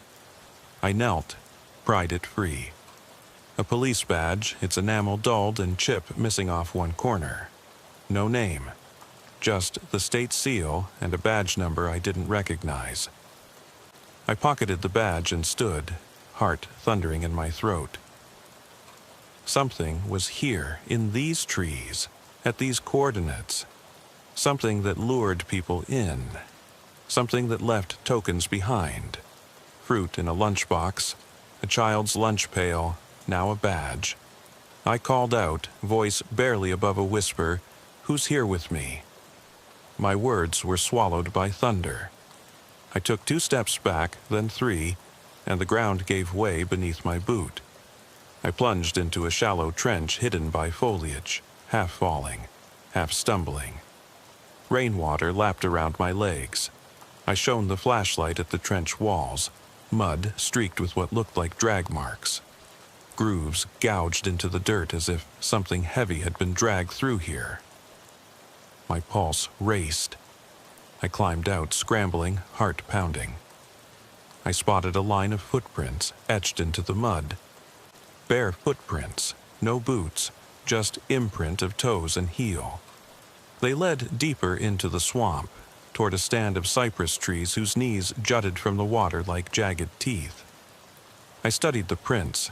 They were fresh, only minutes old, water still pooling in the depressions. I radioed dispatch urgently. Hayes to dispatch, update. Bare footprints in the mud, blood on my boots. Suspect or victim trail leading into the swamp. Request immediate backup and a boat unit. My voice trembled. Static answered faintly. Backup. ETA 30 minutes. then silence. 30 minutes? By then, whoever or whatever left those prints could be gone. I knew the area. 200 yards in, you're choking on mosquitoes. 600 yards, you're submerged waist-deep in black water. I debated turning back. Waiting for help was the protocol. But I was the only one here, and someone might still be alive. I holstered the pistol and checked the magazine again. 6 rounds. I gritted my teeth and stepped forward. Each step into the swamp sank the sole of my boot further. The mud sloshed around my ankle, then calf. I kept the beam ahead, plastered on my forehead. The air was thick with rot. A whippoorwill called in the distance, another answered. The night creatures sounded ordinary, but the darkness felt like it had been waiting. 20 feet in, I saw the flash of something pale between the tree knees. Clothing. Flesh. I spun the light. Nothing for a heartbeat, then again, a pale arm laying on a cypress knee. I moved closer. The beam settled on a hand. Dirty fingernails, knuckles swollen. A hospital wristband still clasped around the wrist. I swallowed, closed my throat. I got closer and saw the skin was mottled, blue-gray where it touched the wood. I knelt beside it. The armband, A.M. Callahan. Callahan. No missing person report named Callahan here. I touched the wrist with a gloved finger, slimy, cold. The hand twitched. My heart leapt. I stumbled back, pistol raised. A voice rasped from the darkness behind me. "You shouldn't have come." I spun, beam swinging. Nothing. Heart pounding, I turned back. The hand on the knee was gone. In its place was a boot print. Barely visible, smudged as if dragged away. I ran. I crashed through trees, branches whipping my face, mud splattering my uniform. The swamp tried to pull at me. Roots snagged my boots. I broke free, lunging onto solid ground. The cruiser's headlights shone through the pine, white god beams that felt like salvation. I slammed into the front bumper, chest heaving. I yanked the badge from my pocket and tossed it onto the hood. It skidded off into the grass. I climbed in, locked the doors, and gunned the engine. Tires spat mud as I peeled out onto the road. My radio sputtered. Static sizzled. Dispatch. "Hayes, respond! Hayes, respond!" I shut off the engine, sat for a breath. My vision swam. My radio crackled. "Back up just 2 minutes out. Are you safe?" My fingers trembled on the wheel. "I'm alive," I managed, "but I don't know what else is out there." I drove away, lights cutting through rain. Behind me, the swamp swallowed its secrets once more. The road lay empty ahead, but the darkness behind me had grown teeth. I could feel them brushing the back of my mind, waiting for me to turn around. The road felt endless as I drove on, the wipers scraping a hollow rhythm against the windshield. Behind me, the swamp's edge pressed dark and silent, but I dared not look back. I kept my eyes fixed on the yellow line, on the way the asphalt dissolved into black beyond the headlight beams. Dispatch crackled through the static. "Backup's 10 minutes out. Are you in a safe location?" My voice was low.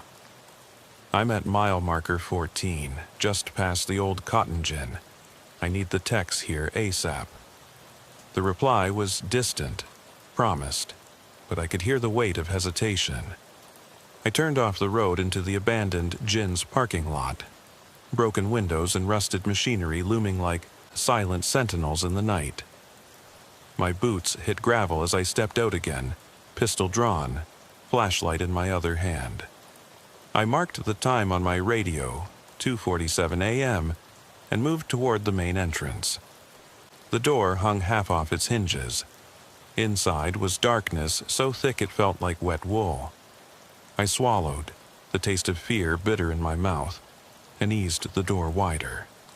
Inside, the air was stale, musty, with decades of cotton dust. My light revealed broken floorboards and rusted metal beams. I kept my weight low, stepping carefully. The beam landed on a large stain across the wooden floor, deep red, crusted like old varnish. I knelt, shined my light on it. Blood. Not fresh, but not long past either, perhaps hours old. I stood, and the beam caught something else, a long drag mark leading toward a side office. I followed the groove through splintered wood until I reached a small room with a desk and a filing cabinet. The desk drawer lay open.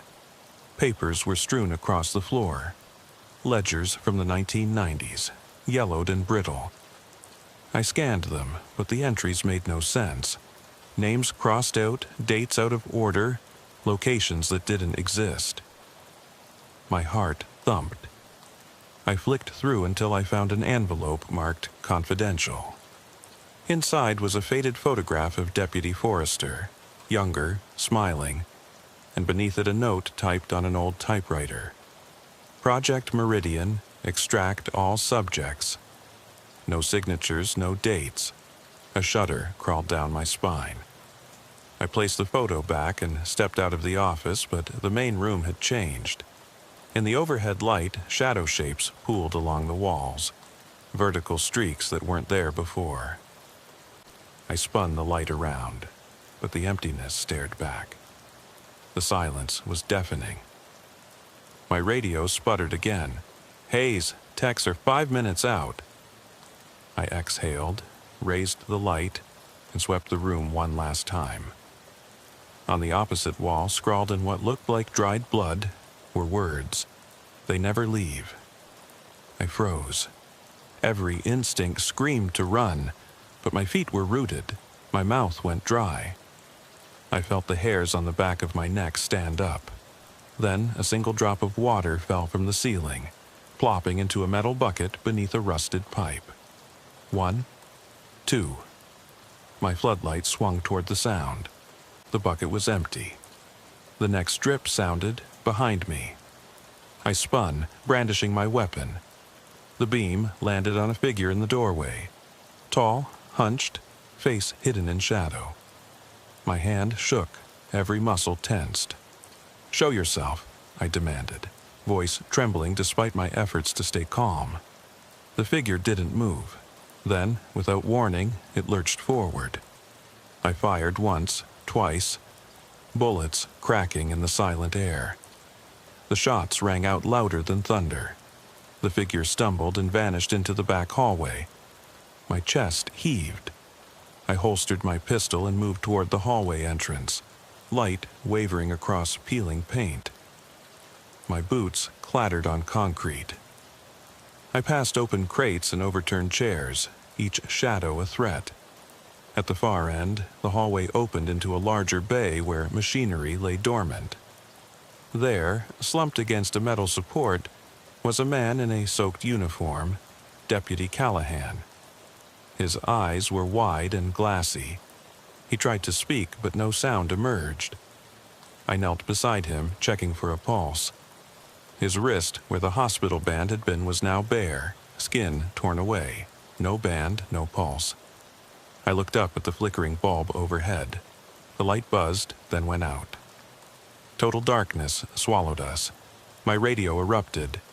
"Hayes, you there? HQ wants status." I fumbled to switch to my belt radio. I found Callahan. He's dead." My words felt hollow. My breath came in ragged gasps. Behind me, something shifted in the blackness. Just outside the reach of my light, I backed away slowly, calling into the dark, "If anyone else is here, make yourself known." Silence.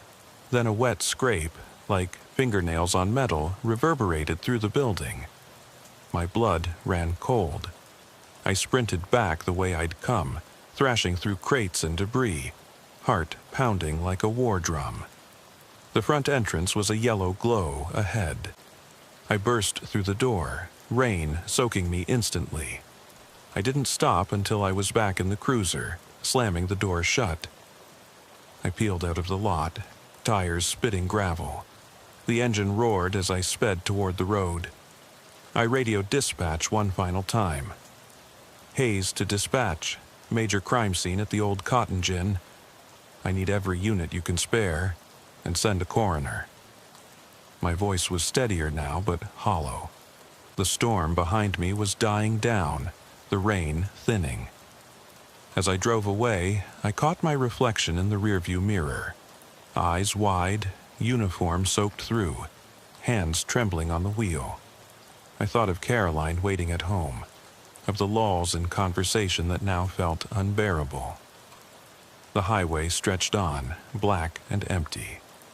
The gin receded into the rear view until it was just another dark silhouette against the horizon. Ahead, the road beckoned, mile markers counting down, each a promise of escape. But I knew there was no escape from what I'd seen, from the hush in the trees, from the drag marks in the mud, from the handwriting on the wall. And I knew I'd feel that weight in my chest every time I rolled by that place, every time rain tapped my window at midnight.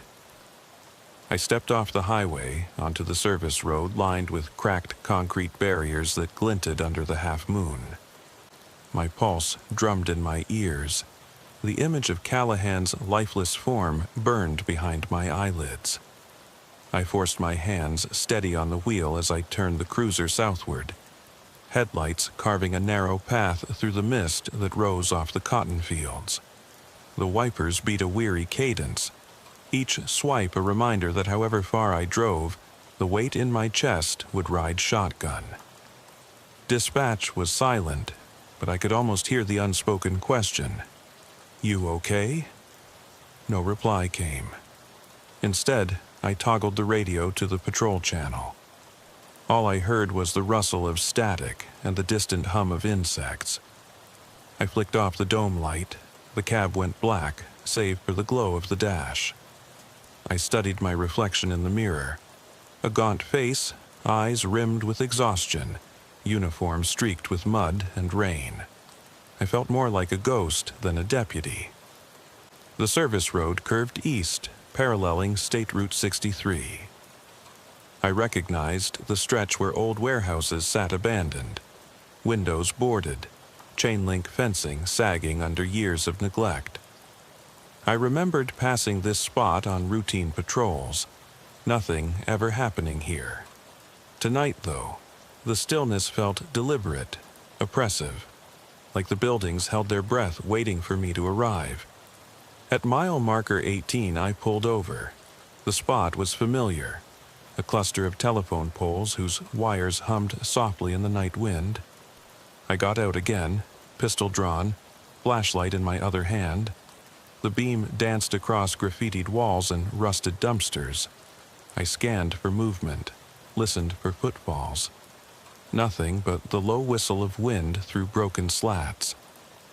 I propped my shoulder against the cruiser's door and exhaled, watching my breath mingle with the mist.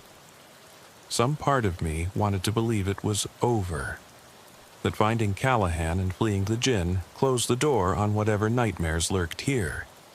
But another part, deeper, more truthful, knew this was just another threshold I'd crossed. The badge I'd discarded, the lunchbox, the drag marks, the bodies, each was a breadcrumb leading me deeper into a labyrinth with no exit. I keyed the mic. Hayes to dispatch, a situation secured for now. Callahan's body at the gin, techs on scene. I'm standing by at marker 18. Static crackled in response, then a brief, "Copy that." I tucked the radio back into its mount and tapped my pistol's grip. 6 rounds, 6 chances. Not that I expected to find anyone I could shoot. I wandered past the fence line where the weeds clawed at my boots.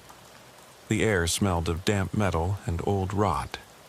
My beam revealed a narrow gap beneath a fallen sheet of corrugated iron.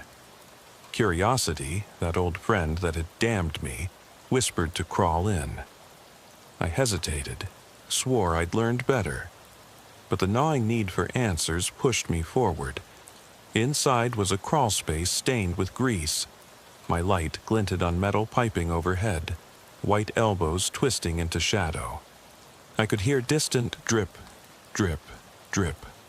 I tightened my grip on the flashlight and edged forward, each movement kicking up motes of dust that floated in the beam like restless spirits. The drip led me to a vertical seam where the concrete wall met the earth. Water streamed down in a thin trickle, pooling at my boot. I pressed my ear to the wall. Beyond it, I thought I heard breathing, soft, uneven. I cleared, my throat, voice barely above a whisper. "Hello?" The breathing stopped. I waited, silence pressing back. Then faintly a whisper, "Help me." My heart slammed against my ribs. I twisted around, light swinging. The entrance was gone, filled by the fallen metal sheet, welded into place by grime and time. I braced my shoulder against the wall and shoved, but the sheet wouldn't budge. Panic tunneled through me. I chipped at the edges, but the rust held firm. The whisper came again, closer. "Help!" I yelled, "Who's there?" The crawlspace offered no answer, only scraped breaths and the taste of mud in my mouth. I pounded at the wall until my knuckles ached, the flashlight clattering to the ground. A cold gust blew through. The drip turned to a trickle of blood, hot and sticky on my cheek. I looked up. Above me, a grate, ravaged by rust, allowed a shaft of moonlight. I scrambled over slick concrete, heart tearing in my chest. At the grate, I pressed my hands through the bars, trying to widen the opening. My fingers slipped in grime, and then I saw it, a pale hand. Callahan's? Mine?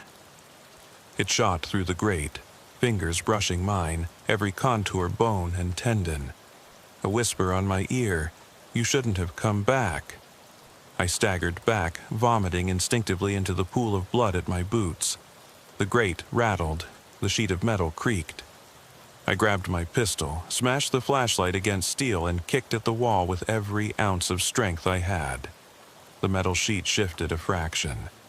I shoved through, bursting free into the night air, lungs burning with relief. I hit the ground, rolling, adrenaline spiking. The service road stretched before me, empty, silent.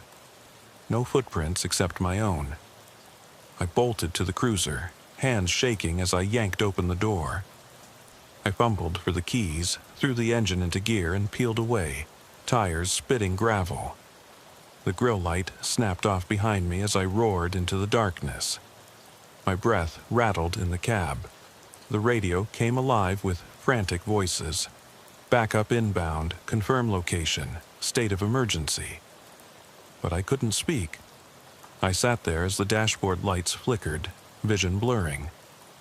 The service road led back to the highway, then on to the station, where answers might await or more questions. I drove on, the world narrowing to a point in front of me. The mist thickened, swirling over the hood like living smoke.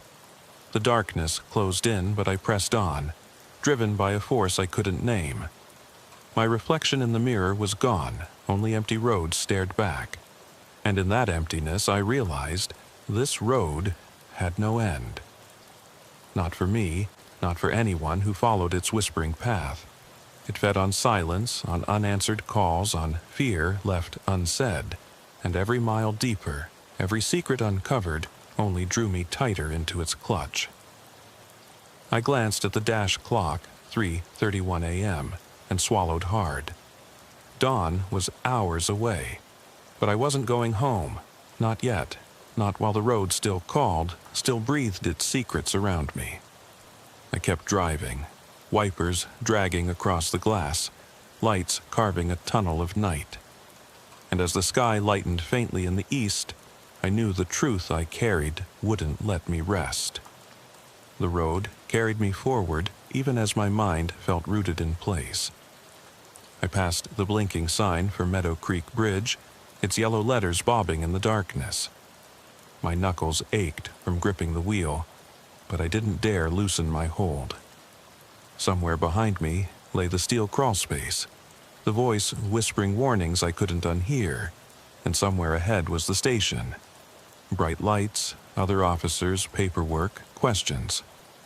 But between those points lay the stretch of a highway that had become its own entity, feeding on silence and fear. Half an hour later, I turned onto County Road 17, where the asphalt narrowed and the tree line pressed closer. The mirrors showed nothing but darkness and the occasional gleam of eyes, deer mostly, but tonight they seemed to linger longer, watching. I slowed to 20 miles per hour, scanning the shoulder. My headlights briefly illuminated a pile of leaves, and for a second I thought it might be a body curled in a fetal position. My heart leapt. I slammed on the brakes and swung the beam onto the leaves. They fluttered in the breeze, empty. I exhaled, chest heaving. I radioed dispatch. Hayes to dispatch. Passing marker 17. I'll be in 5. Silence followed. A decision to wait until I reached safety before reporting. I switched off the dome, pressed the visor down over my eyes, and let the red glow of the tail lights guide me. At 4:15 a.m., I pulled onto the concrete apron of the sheriff's department. The building loomed, windows dark, a single lantern over the front door swinging in the breeze. I killed the engine, and the wipers came to rest. Inside the cab, the quiet felt heavy, so heavy it pressed my shoulders down. I unbuckled, grabbed my flashlight and pistol, and stepped onto the cold concrete steps. Inside, the fluorescent lights hummed. Officer Martinez sat behind the front desk, her uniform crisp despite the hour. She looked up as I entered. "Callahan's body's been logged," she said softly. "Coroner's cleaned up the gin. Forensics will sweep it again later." Her voice was measured, polite, but I could see the concern in her eyes. I nodded, brushing rainwater from my jacket. "Anything else come in?" She glanced at the monitor. A few routine traffic calls, alarms, nothing significant. Number. They held dispatch open for your report, but when you didn't speak, it timed out. She sighed, and I could almost hear her relief. "Want coffee?" "Please," I said. She stood, walked behind the desk, and punched a button. The coffee machine whirred to life. I sat on the corner, my flashlight and pistol on the desk beside me. Her heels clicked as she crossed the room. She handed me a steaming cup. The aroma was sharp, familiar, a tether to normalcy. I held the cup, letting its warmth seep into my palms. The break room clock ticked over 4:30 a.m. The sky outside was still ink, but hints of gray began to show at the horizon. I looked at Martinez. "You ever feel like some places keep secrets?" She bit her lip. "What do you mean?" I took a sip. The coffee was bitter. Like the woods along 63 or the gin or that crawl space. You get the feeling they remember. She leaned against the desk, folding her arms. "I've been on that stretch dozens of times. Never saw anything out of the ordinary." "Yeah," I said, "until this month." The door behind us opened, and Sergeant Diaz stepped in, his face weary but alert. He nodded to Martinez, then to me. "Hayes, heard about your night." I set down the coffee. "Morning, Sergeant." He folded his hands behind his back.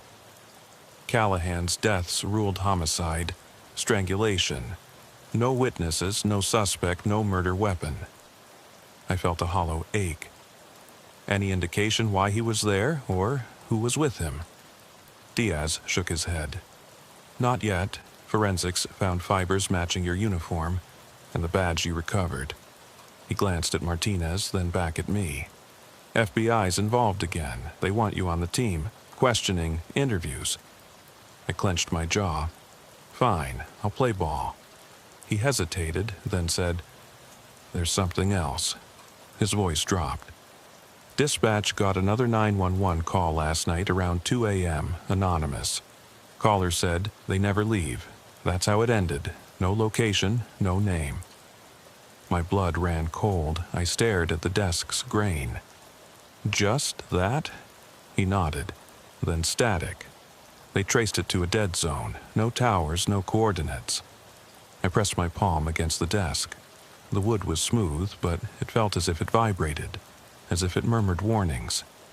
I looked up. "What's our next step?" Diaz folded his arms. "We seal the highway, pull your shift. No one goes out alone. FBI's law says we have to keep this contained until they wrap up."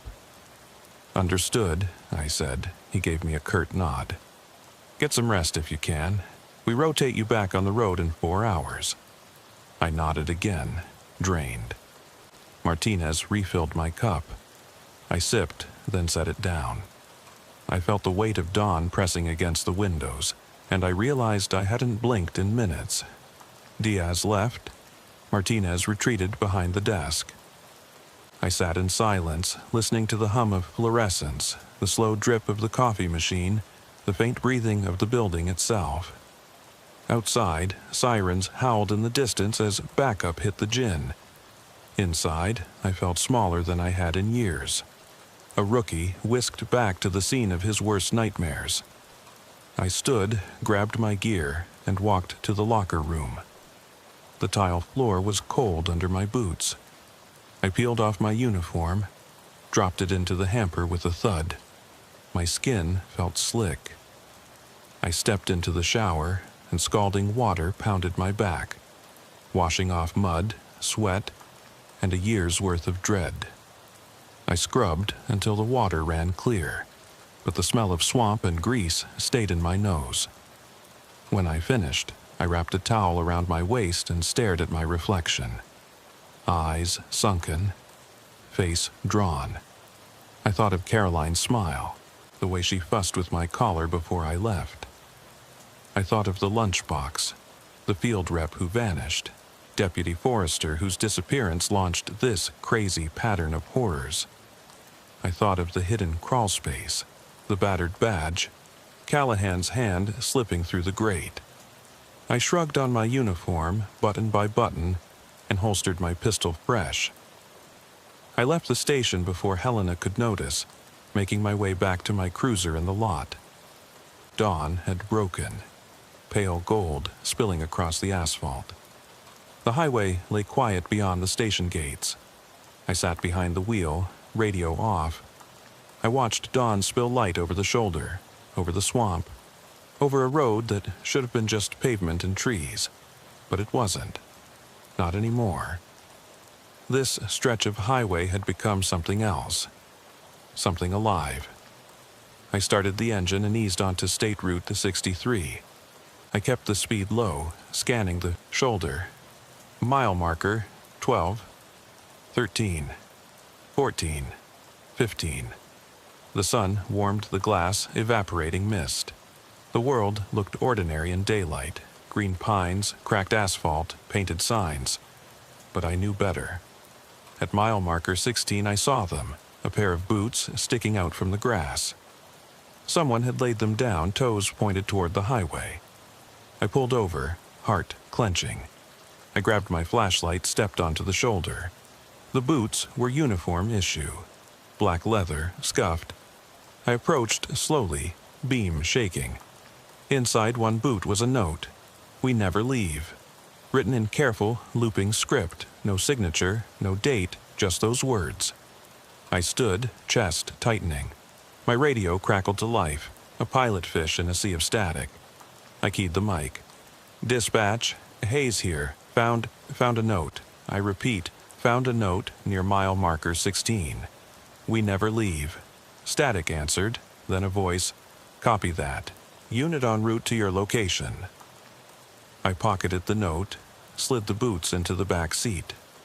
I stared down the highway, where the sun had split the darkness but hadn't dispelled it. I thought of Caroline, of the shift ahead, of the road waiting to reclaim its secrets. I slid behind the wheel. My reflection stared back. Tired, determined, haunted. I turned the key and rolled forward, the note resting on the passenger seat, the words burning in my mind. I eased back onto State Route 63, the morning light doing little to warm the hollow ache in my chest. I kept my speed under 30, the cruiser's wheels humming against the asphalt as I passed the scatter of boots abandoned at mile marker 16. My heart pounded.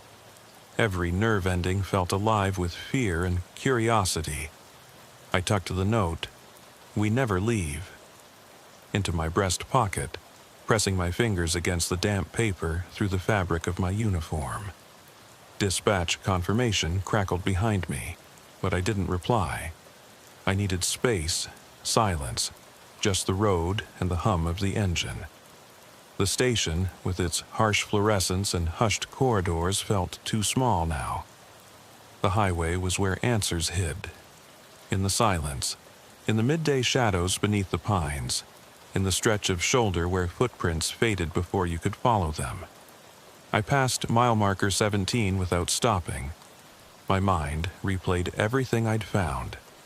The Chevy with its door ajar, the lunchbox and apple, the fibers and the badge, Callahan's body strangled in the gin, the whisper in the grate beneath the service road, the boots and note. Each clue felt like a breadcrumb leading deeper into a forest of cold dread. But following them meant risking everything. My career, my sanity, even my life. Yet I couldn't stop. At mile marker 18, I flicked on my signal and pulled onto a narrow side road that led to an old service station long closed. The building leaned at an odd angle, boarded windows cracked and faded by sun. A rusted sign hung above. Everett's Fuel and Repairs, the letters half peeling away. I remembered stopping by here years ago on a coffee break. Nothing but a broken pump and a vacant lot behind it. Today, though, I thought I saw a flicker of movement past a front window. I stepped out, pistol and flashlight in hand. The light beam rattled across shattered glass and overturned crates. I approached the main door, nudged it with my boot. It swung inward on creaking hinges. A cold draft washed over me. I stepped inside, flashlight sweeping the interior of the service kiosk. A counter littered with empty oil cans. A cash register drawer open and empty. Receipts strewn across a dusty floor. The smell of motor oil and mildew filled the air. I crossed to the back wall where old pegboards still held a few bent tools. One of the boards was empty except for 2 hooks, like someone had taken something important and left the rest untouched. My light flickered as I passed. I felt the walls close in. A soft clicking sound emerged from the darkness of a side alcove. Metal on metal, rhythmic. I crept closer, pistol raised. In the alcove, I found a circular opening in the concrete floor, like the top of a disused storage pit. The lid had been rolled aside. My beam snagged on a coil of rope spilling down the shaft. The clicking was the rope swaying against the pit's edge. I swallowed. This felt too deliberate, too set up. I keyed my radio, voice low. "Hayes to dispatch, I've got an open pit here at the old Everett station. Possible evidence, send tech." Static answered. "Copy that, Unit 47. Backup on the way." But I already knew I wouldn't wait. I knelt, lifted the flashlight end over the pit, and peered down. Blackness swallowed the beam after a few feet. Then I saw something glint further down. A small metal object catching the light. I stretched a gloved hand into the pit and fished it out. Another badge. This one unmarked, scratched nearly smooth. I turned it over. No seal, no number. Just a worn circle where something had been embossed long ago and rubbed away. I straightened and scanned the room with my flashlight. Shadows danced along walls, painted with grease stains.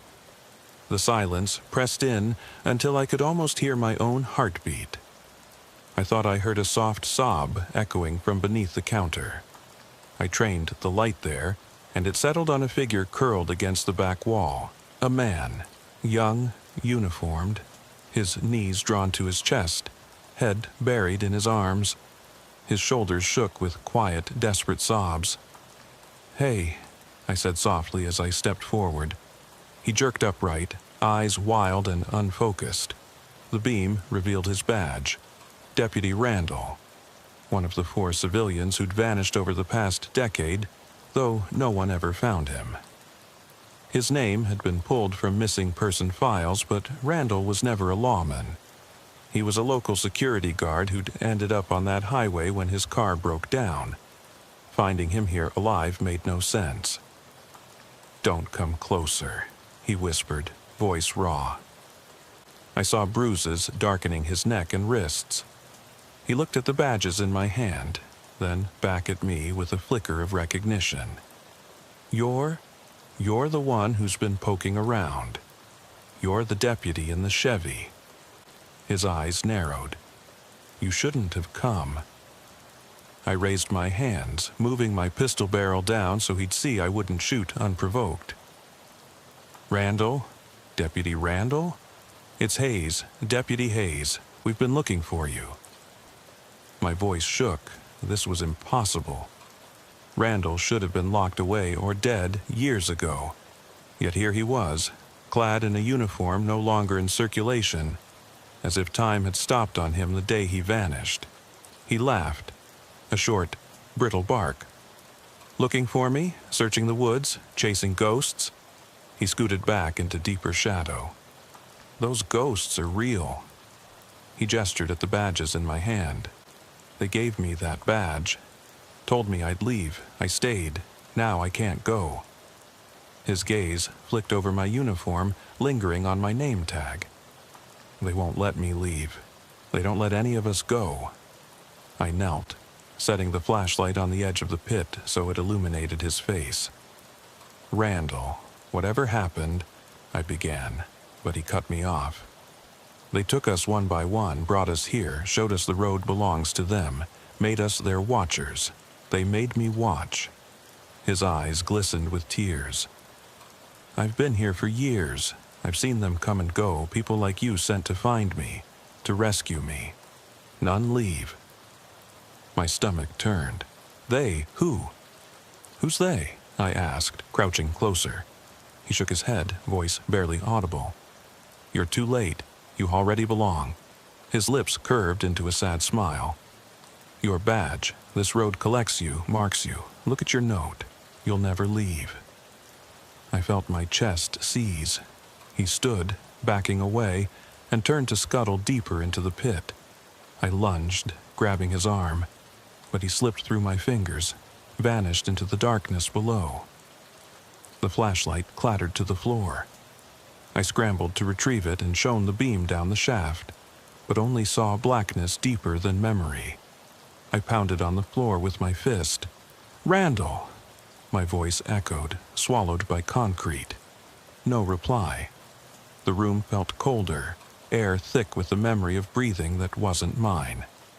I staggered back, gripping the badges, trying to steady my breathing. Sirens wailed outside.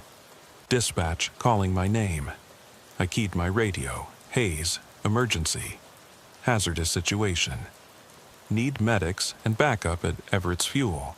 Civilian found, Deputy Randall. Missing for years. Injured and unstable." My voice hitched as static swallowed my words. I turned toward the door, letting the beam catch one last glance at the pit. The rope coiled within, the unmarked badge glinting on the floor where I'd dropped it. I backed out, holstering my pistol, heart pounding in my throat. Outside, the sun had climbed, scraping at the mist that clung low to the ground. Paramedics unloaded a gurney, officers fanned out with rifles and flashlights. I stood beside Martinez, her face pale. She approached, asking if I was okay. I held up the badges. The second, unmarked one, remained face down in my hand. She glanced at me, then at the pit. "What did you find?" she asked softly. I stared back at the service station, the broken sign, the hollow hush within. "Answers," I said, voice hollow. "But they're not ours to take." I slid the badges into evidence bags she held. The lunchbox, the apple, the fibers, the badges. I'd fill the station's evidence locker to bursting. I stepped away, letting the responders flood inside. Martinez stayed by my side as Randall's stretcher appeared, EMTs laden with med kits. She asked if I wanted to talk later. I nodded, too shaken to speak. As I walked to my cruiser, I passed the stretch of side road leading back to the highway. I swallowed around the lump in my throat and replayed Randall's words. "You already belong. You'll never leave." My reflection stared back from the window, eyes hollow, lips pressed tight as a wound. I climbed in, started the engine. The highway lay open before me, mile markers beckoning. I flicked off the dome light, letting the morning sun and the amber glow of my dash guide me. I eased past marker 17, 18, 19, each a drumbeat, pulling me forward. Beyond marker 20 was the junction where the road merged with Route 15. At that point, I could call it in, check out, and go home. But as I passed marker 20, I glanced in the mirror and saw them. A line of headlights, backup units arriving, moving with purpose. And in the shadows behind them, between the cab and the forest's edge, I saw movement. Figures standing just beyond the light's reach, as if waiting for me. I swallowed hard, pressed the accelerator. The cruiser surged forward, tires whining. I crossed the merge at speed, the sun fully risen now, washing the road in harsh clarity. The forest receded, replaced by fields and fences. But in my mind, the service station and the hidden pit pressed close. Deputy Randall's face, gaunt and terrified, haunted my thoughts. His words echoed, "This road collects you." I gripped the wheel tight, knuckles white. I glanced down at my badge, shiny and official, and the unmarked badge in my breast pocket. I thought of Caroline waiting at home, of a life that felt light years away. I thought of silence, of unanswered calls, of missing people vanished into the night. And as the cruiser carried me down the highway toward the station, toward daylight, I realized I was already too far in. I eased out of the station's lot just past midnight, the cruiser's engine humming like a restless phantom beneath me. The dashboard's glow painted my hands in pale blue as I flicked the CB radio on and off, silent, empty. Ridgewood streets lay before me in the low hum of the windshield wipers, casting brief, dull arcs of light onto wet pavement. The sky was a dull gray, as if the moon had gone shy, leaving lanterns of streetlights to blink awake instead. I remembered that first night I ever drove this beat. The way the air felt thicker at this hour, like breathing through a film of unease. I'd thought I'd gotten used to it by now. I hadn't. Maple Avenue came up on the GPS, its block of tidy bungalows looking like sets in a theater after closing. Grass trimmed to precision, hedges pruned back from windows. The picture of suburban peace. But peace rarely comes in dead hours. I turned off the headlights and coasted forward, watching the shadows recoil from my spotlight. Everything looked normal. A midnight TV glow behind closed curtains, recycling bins lined up at the curb. My boots hit the asphalt with a dull thud when I stepped out. The damp air smelled of rain that had come and gone without warning. I started with the routine. Lock checks, house lights, garage doors sealed. I moved down the row, key fob clicking lights on and off in windows, listening for the absence of alarm beeps. One house resisted. The lamp inside the front room flickered, looping the same dull heartbeat. I tapped the glass. No echo. My breath caught in my throat. I caught myself reaching for the holster, ahead of any real threat. If I hadn't been in uniform, I might have looked like a bystander with a gun for fun. I pushed the doorbell. Nothing. The lamp stopped flickering. The hush settled in again, thicker than before. Back in the cruiser, I punched a note into my report. Front interior light flickering. No response at door. Residence appears secure. I felt the words hollow in my chest. Every time I typed residence appears secure, I meant I couldn't find a reason for alarm, but my gut pinched anyway. I slid on my gloves, the leather cool against my skin. An hour later, a call crackled through my headset. Unit 12, unattended vehicle, Cedar and 5th. Registration unknown. My radio chirped under the weight of my sigh. Cedar and 5th was 3 blocks over, but those blocks were endless at this hour. I caught the siren button between my fingers but didn't hit it. I didn't want to rattle the windows of every house on the way. I eased the cruiser toward the corner. Headlights dimmed to a soft glow. When I arrived, a pale sedan sat idling at the spot where streetlight and shadow met awkwardly. The engine's hum thrummed through the empty street. The driver's window was down halfway, rain droplets sliding off the edge. No one in sight. I scanned the area. No footprints on the curb, no discarded coffee cups, no one running off into the night. I stepped out, hand brushing the holster as habit. My eyes adjusted slowly. The car looked ordinary. Faded paint, a cracked rearview mirror. I snapped off the ignition, the engine's growl cutting out like a held breath released. Inside, the seats bore indentations as if someone had been kneeling, leaning forward, whispering. I moved the car to neutral and pushed it 20 feet down the block, away from the light, to get a clearer look. No note on the dash. No sign of a struggle. I radioed, "Tow en route. Vehicle appears abandoned. No visible occupants." The cruiser's spotlight swung across the row of houses, illuminating the glint of windows. One, on the right, flicked. No, not a flicker. A flash of movement. I froze, heart snagging on a silent question. Was someone watching me from inside? I stomped back to the car, peered through the tinted glass. Nothing. The streetlight's halo pulled away, just empty frames. Back on the road, I called in the description. Same make, unknown plate. Interior light on, no driver. The dispatcher's voice sounded brittle in my ear. "Copy that. Let me know if anything changes." As if it ever did. I drifted toward the industrial edge of Ridgewood next. The shuttered warehouses coaxed dark shapes from the docks like lurking shapes in a child's nightmare. I kept the spotlight on low. A random cat scampered from beneath a dumpster, scattering paper towels and loose debris. I remembered another call. A half-open loading bay, forklift tracks frozen in a puddle.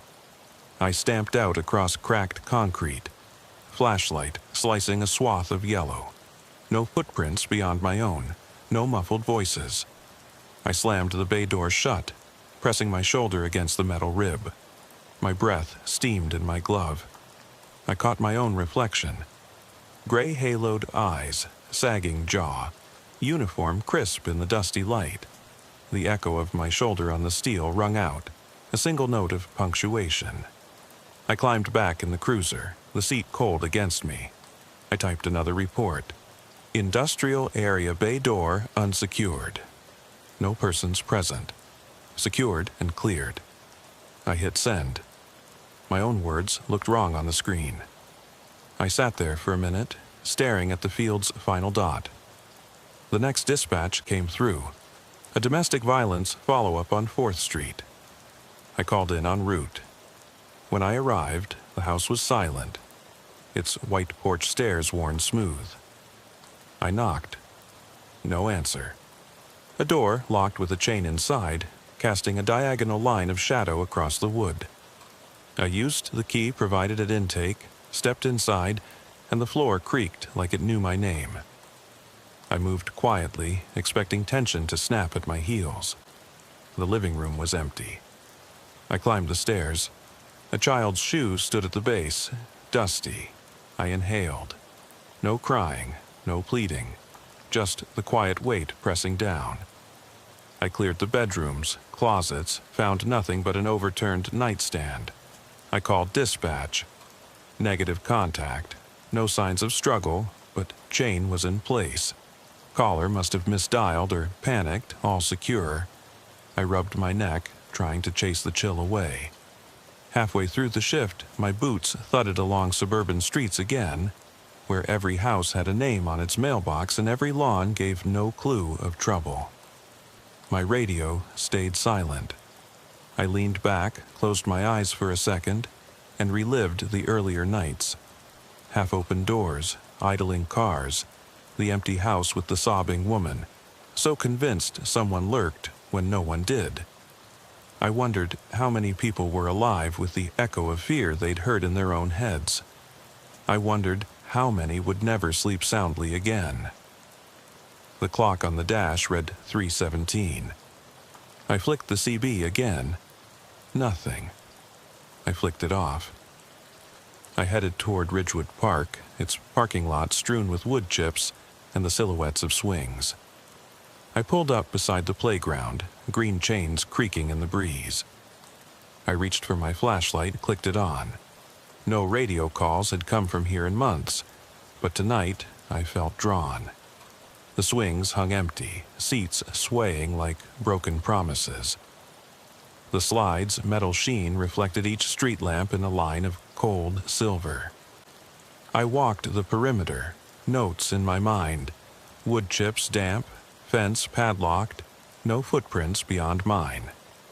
The swing chains clinked quietly like tentative applause. I stood still, listening for something beyond crickets and distant hum of traffic. My chest pressed in on my lungs. The silence around me wasn't empty. It was heavy, expectant. I remembered a dispatcher's voice. They want to believe it's routine. They never look past the badge. I shook my head, fingers tightening around the flashlight. I made a slow circle, each step echoing. Then I heard it, a faint whine, like the car's engine at Cedar and Fifth. I spun toward the parking lot entrance. Nothing moved. My breath caught, and I realized the whine was inside my skull, the echo of every call I'd ever dismissed as routine. I blinked, swallowed, and exhaled. I tapped the mic. All units, be advised. No new activity at the park, investigating personal unease. Over. My voice sounded foreign, distant. I climbed back into the cruiser, every bone in me asking the same question. When does routine become a warning? The radio remained silent, but the weight of every unfounded call pressed in, riding shotgun beside me. I drove off, headlights peeling across empty streets, carrying the echoes of unsolved nothingness in my chest. And as I rounded the corner back toward the station, I caught my reflection in the rearview mirror. Eyes red-rimmed, mouth set in a thin line. The badge on my chest felt heavier than the holster at my hip. I flicked the radio off for good and settled in, ready to race toward whatever phantom call came next. Because in graveyard shifts, the routine is the monster you never see, and the fear is what you leave unsaid. I drove on, the road unspooling like a dark ribbon ahead of me. Headlights caught the twin bars of yellow dividing lines, worn thin by years of traffic, now barely visible in the damp sheen. Evening's last breath still lingered in the air, but the world felt paused, as if waiting for something to happen that no one could name. I flicked the wipers once more. They swiped empty air, and reached to cradle the mic, the weight of my gloved hand steadying me. My next call was nothing urgent. A welfare check at an address off Oakwood. An elderly man, they said, hadn't picked up his phone in 2 days. I punched the location into the GPS. It led me down streets where street numbers climbed with predictable regularity.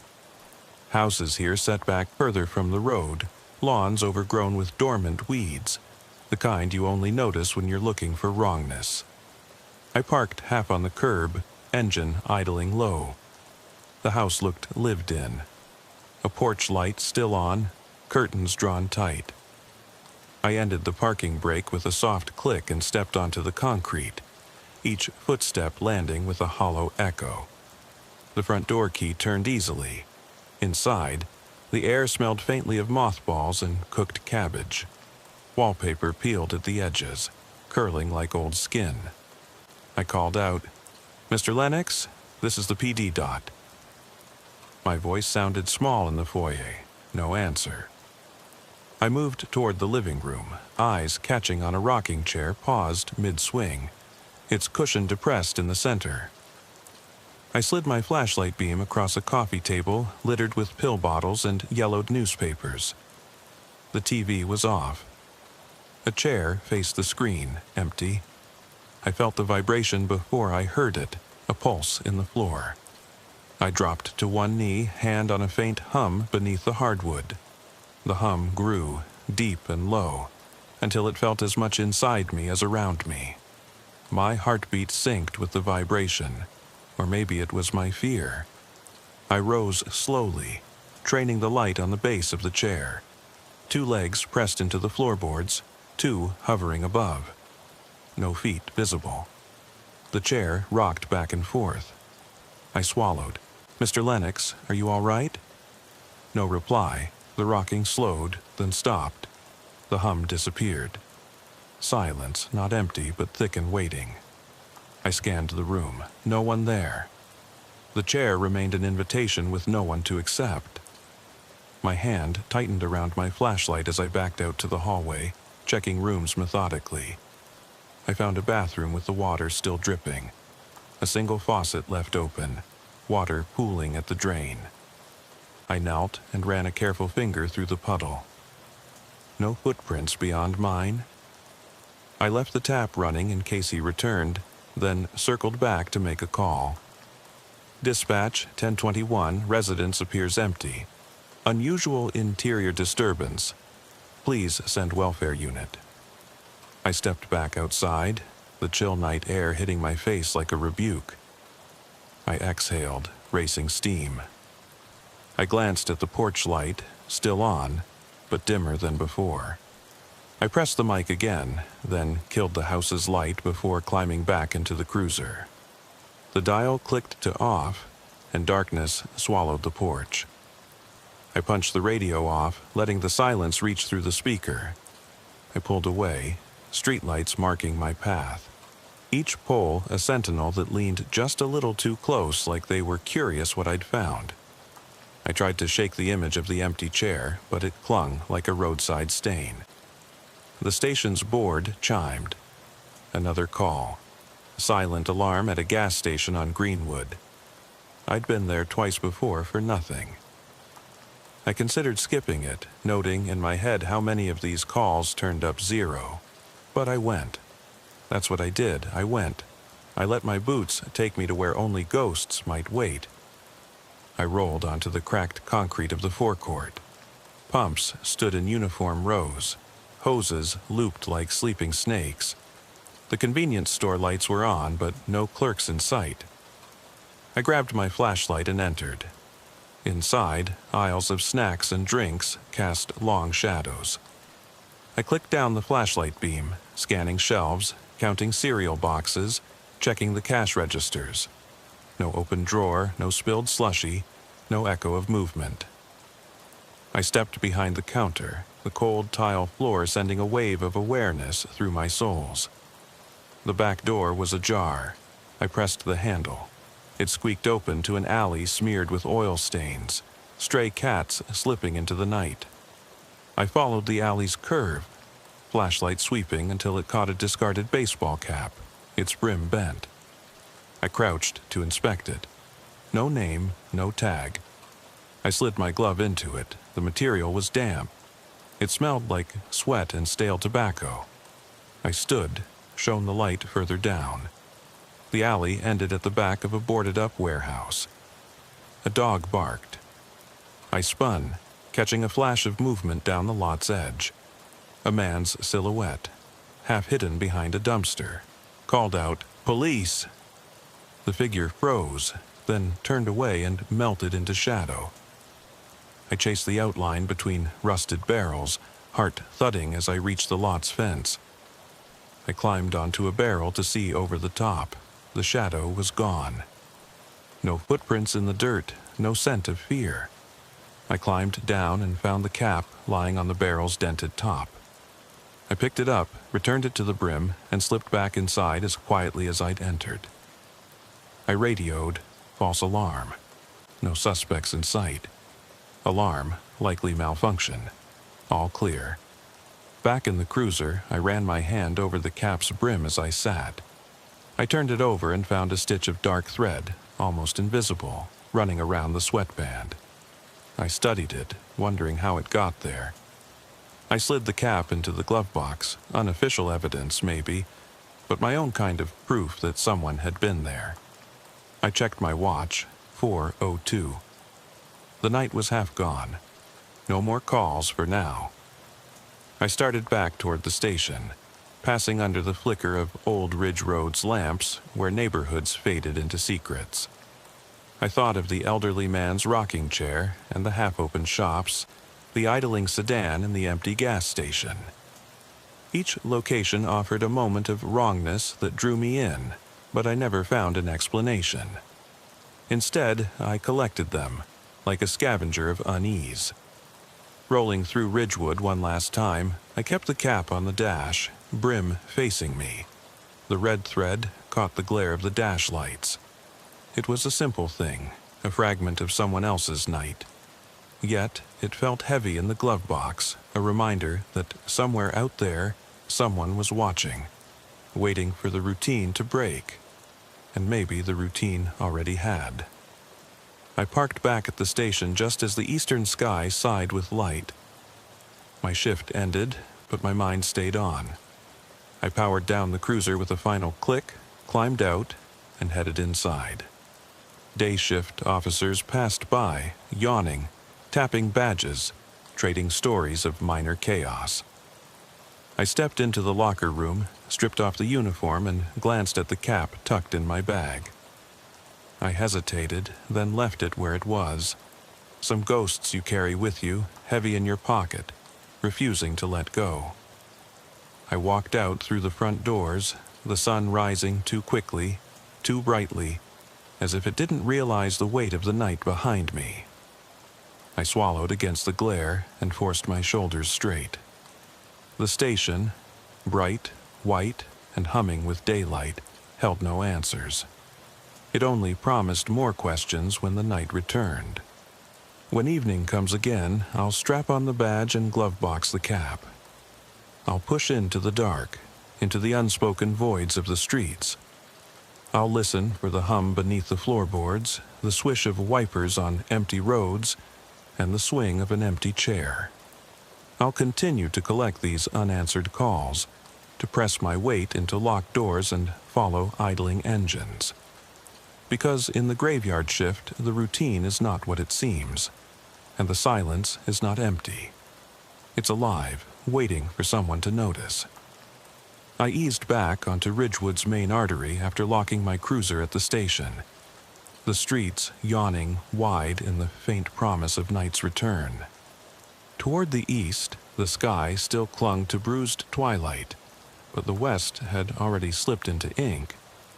I pressed my shoulder against the cruiser's door, wishing briefly I could press myself into oblivion instead of out here alone. But routine had me by the collar. Every unsolved nothingness, a reminder of a job that never ends.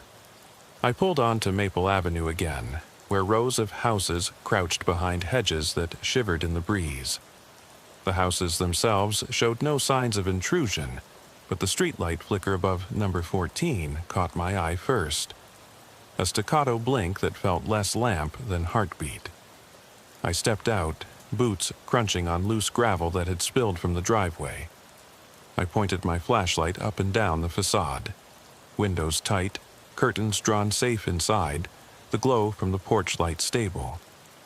Yet the lamp above the walkway pulsed, each blink a silent knell. I checked my watch. 5:23. Too late for wiring to fail. Too early for storm damage. I scratched my neck and approached the steps. Every nerve ended in my fingertips, and I resisted the urge to grip the holster like a security blanket. I placed a gloved hand on the front door, listening for the hum of electricity in the conduit. Nothing but the lamp's stutter and the click of my own heartbeat. I rang the doorbell.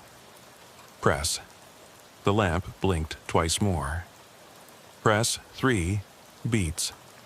Nothing. I tapped the glass beside the peephole, soft as a whisper. No footsteps, no one inside. I radioed it in. Unit 12 at Maple 14, exterior light malfunction. No response inside, checking interior. No one suggested I go in, but I did anyway. I found the spare key under the mat, standard precaution, and stepped inside. The air was perfumed with stale air freshener and cold tile. A framed photo on the mantel, leaned forward like a watcher. A family smiling, sunburned cheeks, slingshots drawn on a beach. Below, the hall stretched narrow. I quarantined my flashlight beam to the ground. No footprints except mine, no glass shards, no trace of a forced entry. I followed the side hall to the breaker panel.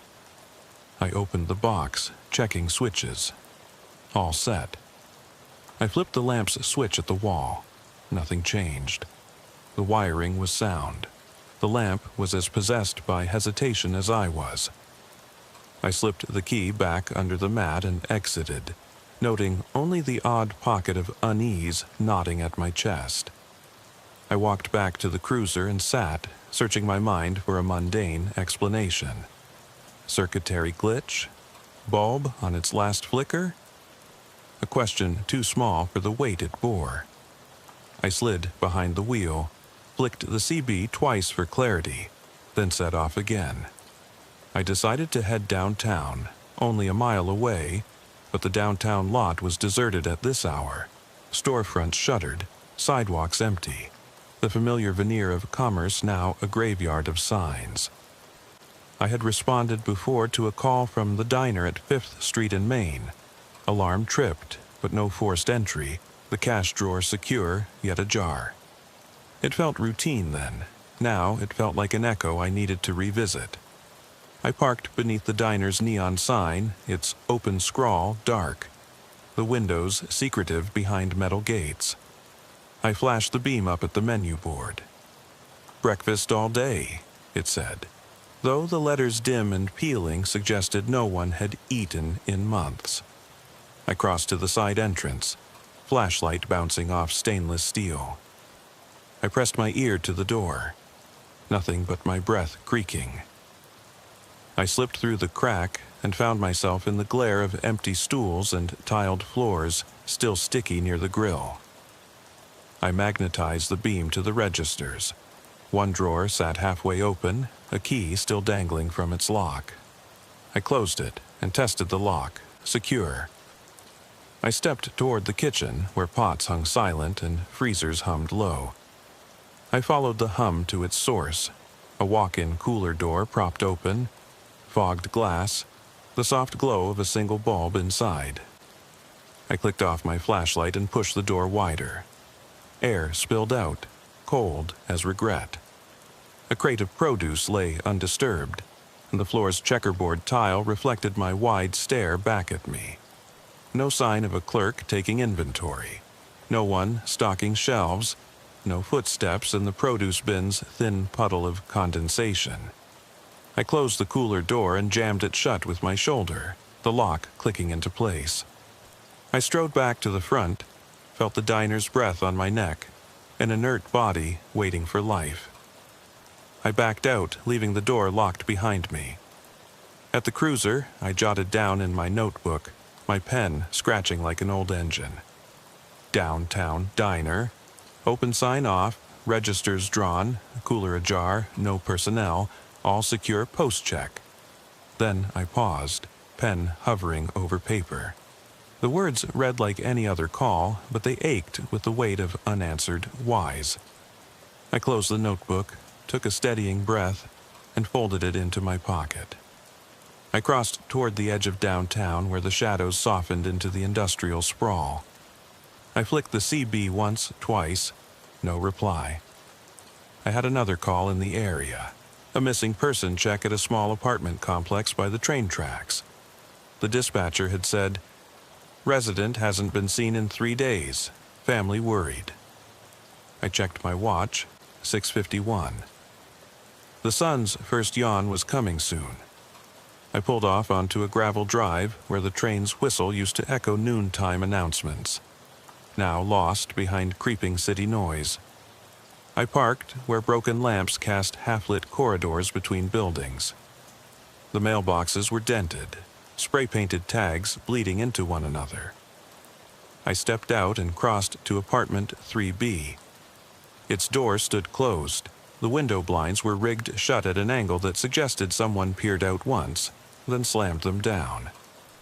I knocked. PD, wellness check. The door creaked open slightly before stopping. I pushed it further, revealing a hallway where light pooled at my feet. The apartment smelled of cheap perfume and dust. I swept the beam through the living room. Overturned chairs, a coffee table smeared with mug rings, and in the corner, a rocking chair again, still. Nothing else moved. A photograph on the wall showed a smiling woman holding groceries, the label under it, Lisa Hammond. I called out, "Lisa?" "It's Officer Kane." No answer. I walked through, then saw the couch cushions laying flat on the floor, pillows stuffed inside a pillowcase. The pattern repeated, everyday objects displaced, but no sign of lives in motion. I checked the bedroom. Bed made neatly. Clothes hung in the closet. A man's suit still on a hanger. Crisp collar. I opened the closet. Inside were rows of ready-to-wear outfits, yet all eyes caught on the back wall, where dozens of sticky notes covered the plaster in a mottled haze. Times scribbled. Names bone white under overhead dorm lights. Dates faded in the moisture. I stepped closer, shining the beam. I read fragment lines. 5:14, 11:03 p.m., door unlocked, lamp flickered. 5:15 a.m., car idling, interior warm. May 16th, 4:02 a.m., cooler door open, produce wet. The notes ran out at yesterday's date. Someone had tracked my calls, my checks, my own investigations, log after log. I stepped back to catch a broader view. They went on around the corner, under the dresser. I heard the faintest whisper of movement behind me. I spun. The rocking chair had shifted, one soft backward press. I held my breath. The chair rocked again, slower, deliberate, no one in sight. My voice caught. "Lisa?" Silence beat my ear. I radioed dispatch in a rush. Unit 12 to HQ found detailed log tracking my previous calls at 3B Hammond. Entrance point secured. No sign of Hammond. Possible surveillance in play. Advise response team to 3B. I pinned my gaze on the rocking chair, its back drumming faintly against the floor. I felt hollow beneath my uniform, like the chair had sucked the last of my certainty right out of me. I stepped out of the apartment to phone in more details, but the building's hallway seemed to twist behind me. Corridor that should lead to the stairwell now wound toward the locked front door. I walked forward. The door receded. I broke into a run, adrenaline ripping through my calm exterior. I threw an elbow into the nearest door, which gave way to a closet stuffed with hangers that clattered down like chattering teeth.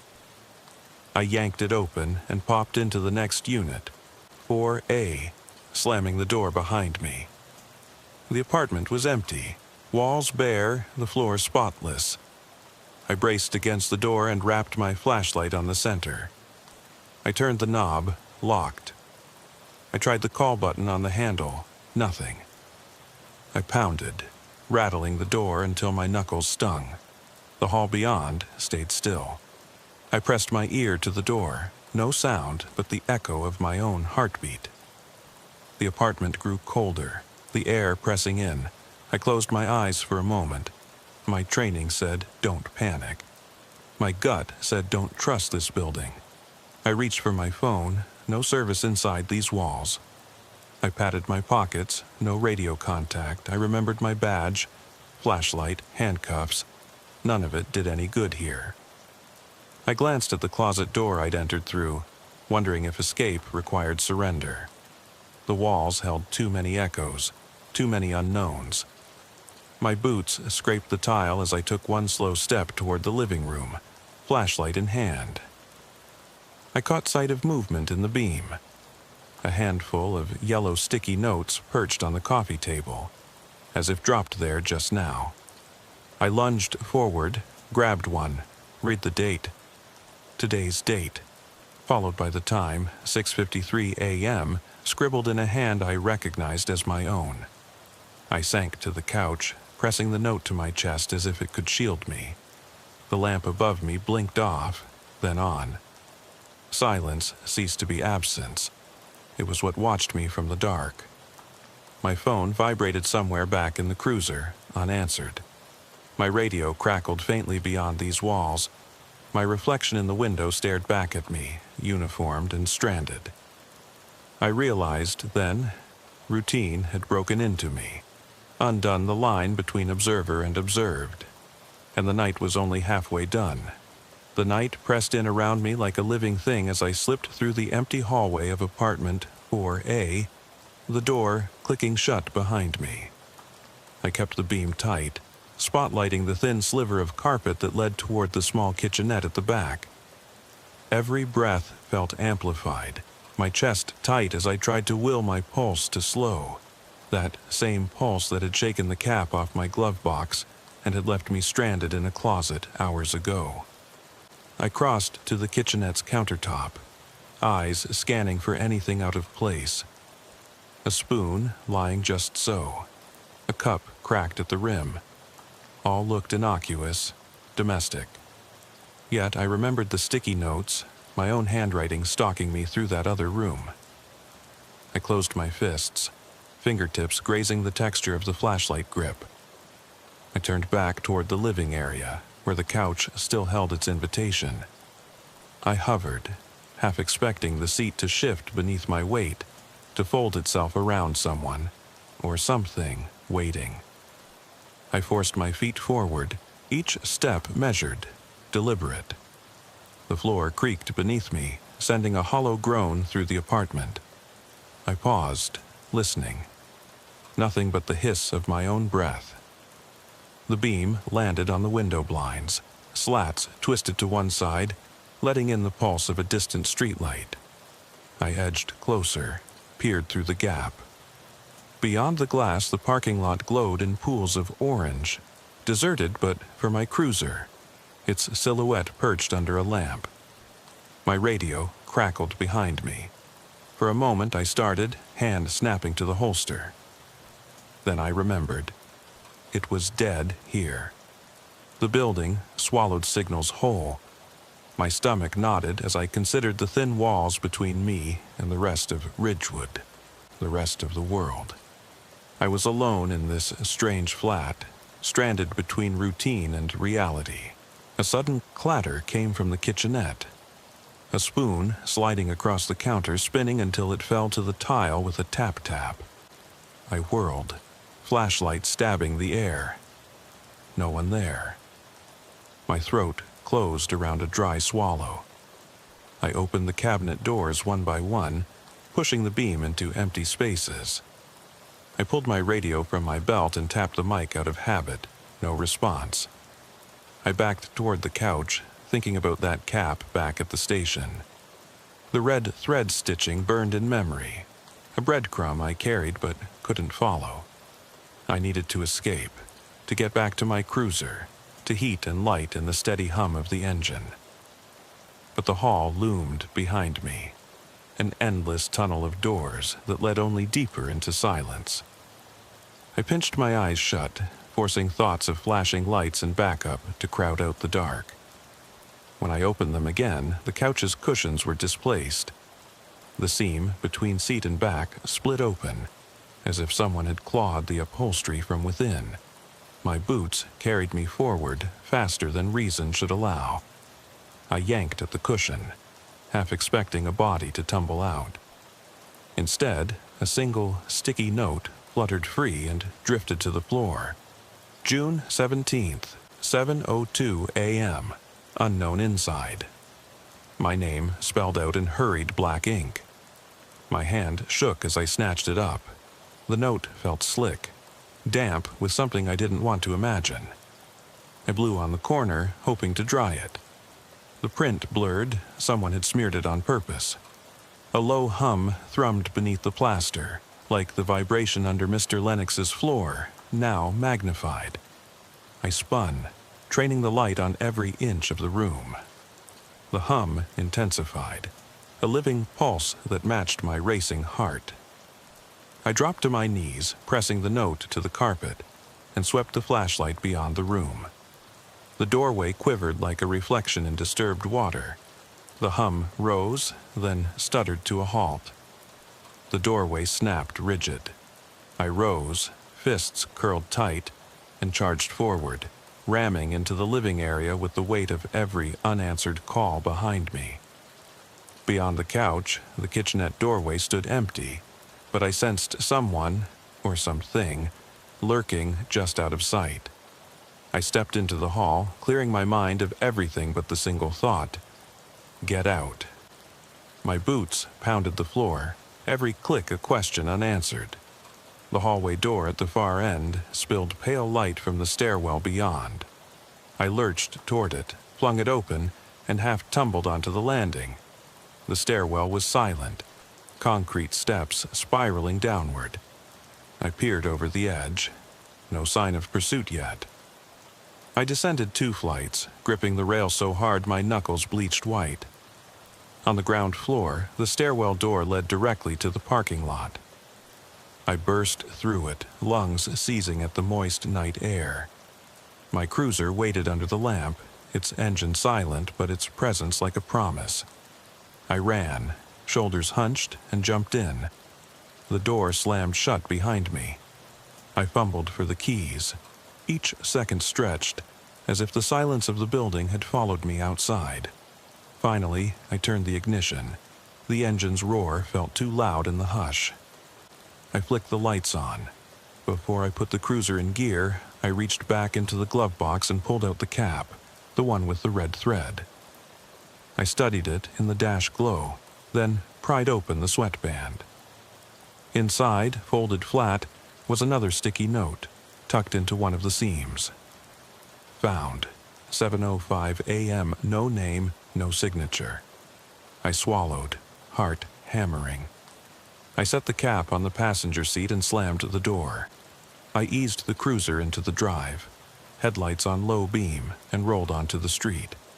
My foot hovered over the gas, each street lamp a silent witness to my flight. As I turned onto Ridgewood's main drag, the world felt smaller, as if the buildings leaned closer to watch.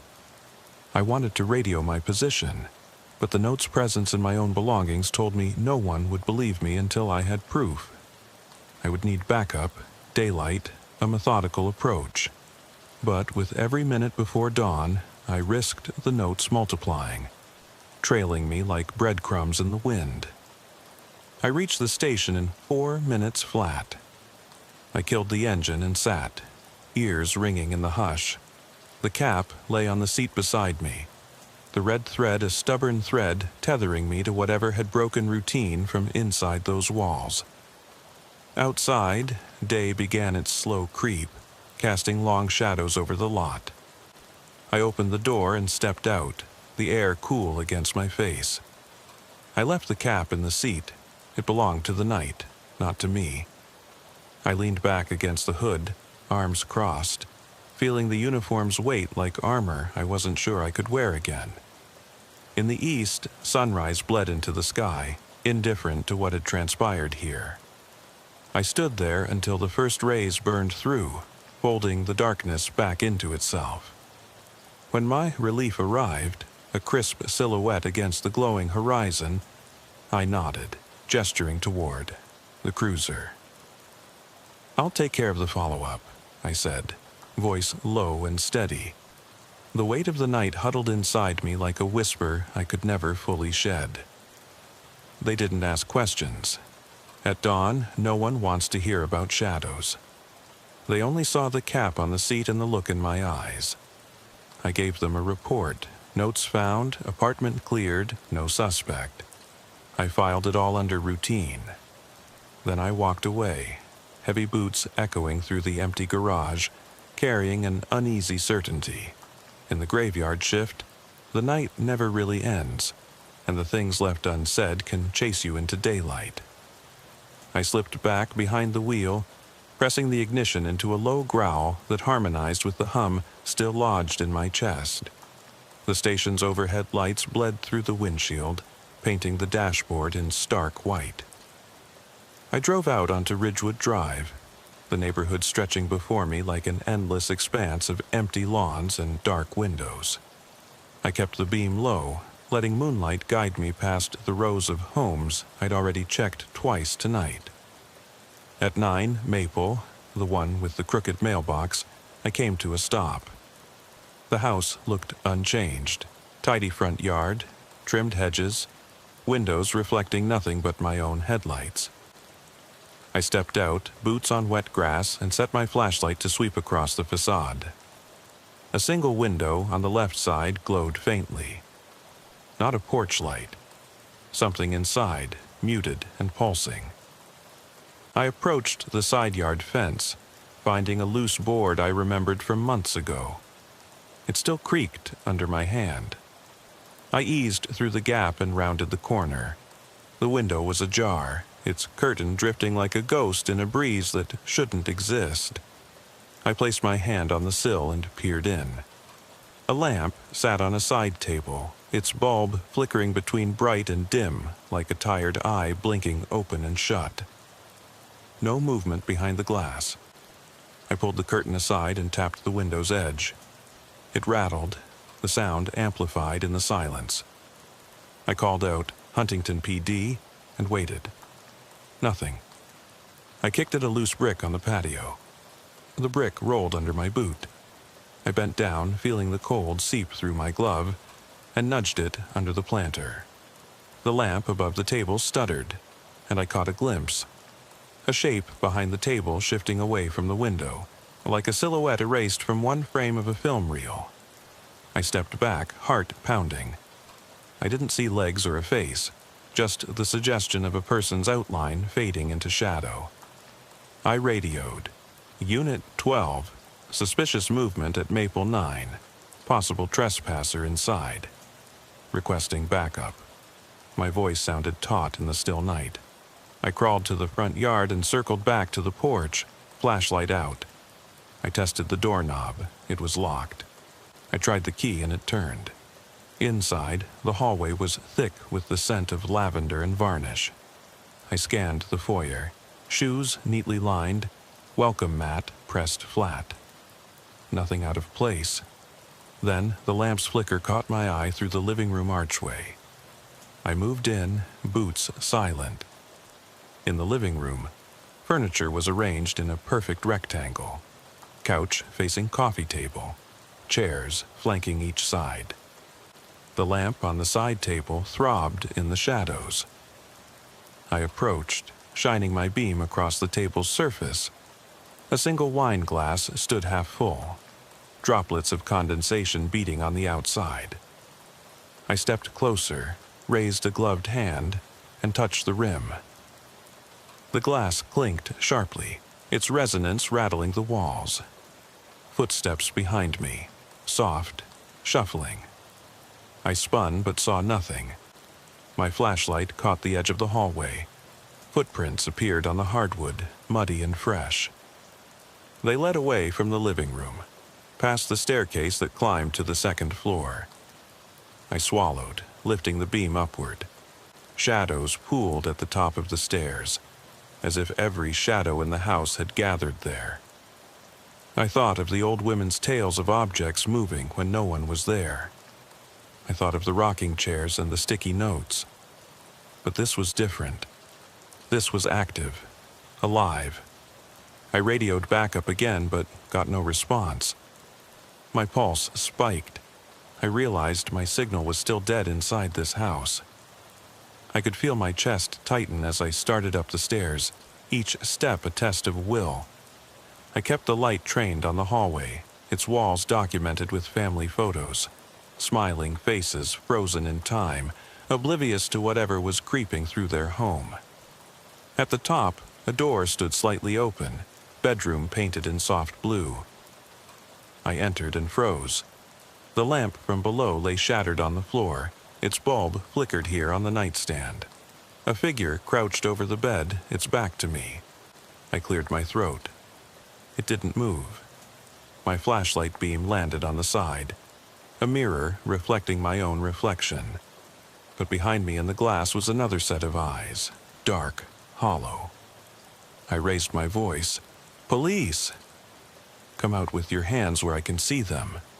The figure shifted. It raised slender, pale hands. Fingers splayed, but it didn't step forward. The mirror's reflection trembled as if it disagreed with the room's reality.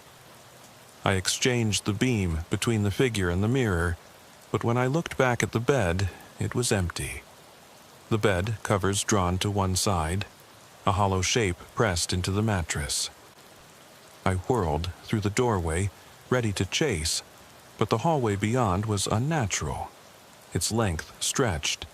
The door at the end was farther than I remembered. My boots pounded as I sprinted toward it. The photographs on the walls gazed down at me, faces smiling wider, their eyes sliding toward me. I reached the door, yanked it open, and slammed into a wall of mirrors. My flashlight splintered against the glass, fracturing beams into 100 shards. Each shard reflected a different angle of me.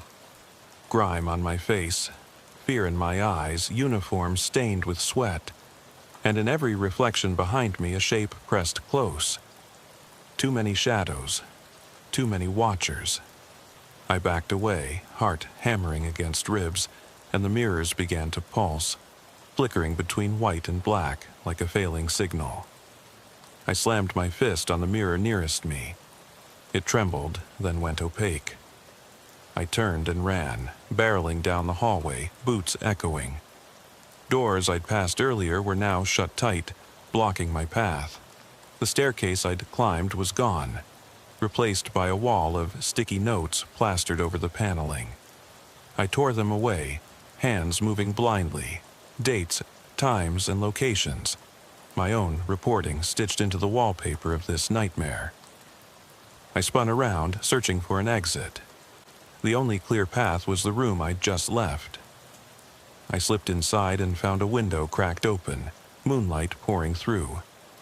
I flung myself onto the sill, scraping my palms, and dropped to the yard below. I landed with a heavy thud on wet grass. I looked back.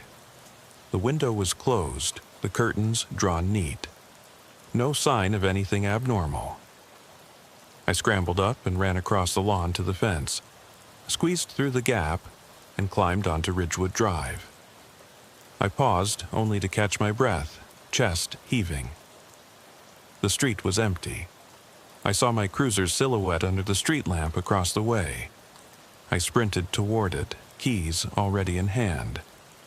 I shucked the door open, dropped inside, and locked it. My hands trembled on the wheel. I glanced in the rear view. The house stood silent, its windows dark, as if it had never been anything but an ordinary home. I exhaled, sliding the cap with red thread from my pocket and watching it tremble on the console. I turned the ignition and roared away, tires spitting gravel. My radio sprang to life, dispatch calling check-in. I answered, voice clipped. Unit 12 back in service. I didn't mention the house, the staircase, or the mirrors. I didn't mention the reflection that wasn't mine. I drove into the night. Each yard passed another question unanswered, every window a silent sentinel. And in the distance I heard the fainter hum. Not from the cruiser, not from electrical wires, but from the hollow spaces of routine gone wrong. still pulsing in the darkness behind me. I cut through the hush of Ridgewood's side streets, headlights tracing the curves of pavement slick with early morning dew. The weight of yesterday's hours pressed on my shoulders like a damp coat I couldn't shrug off.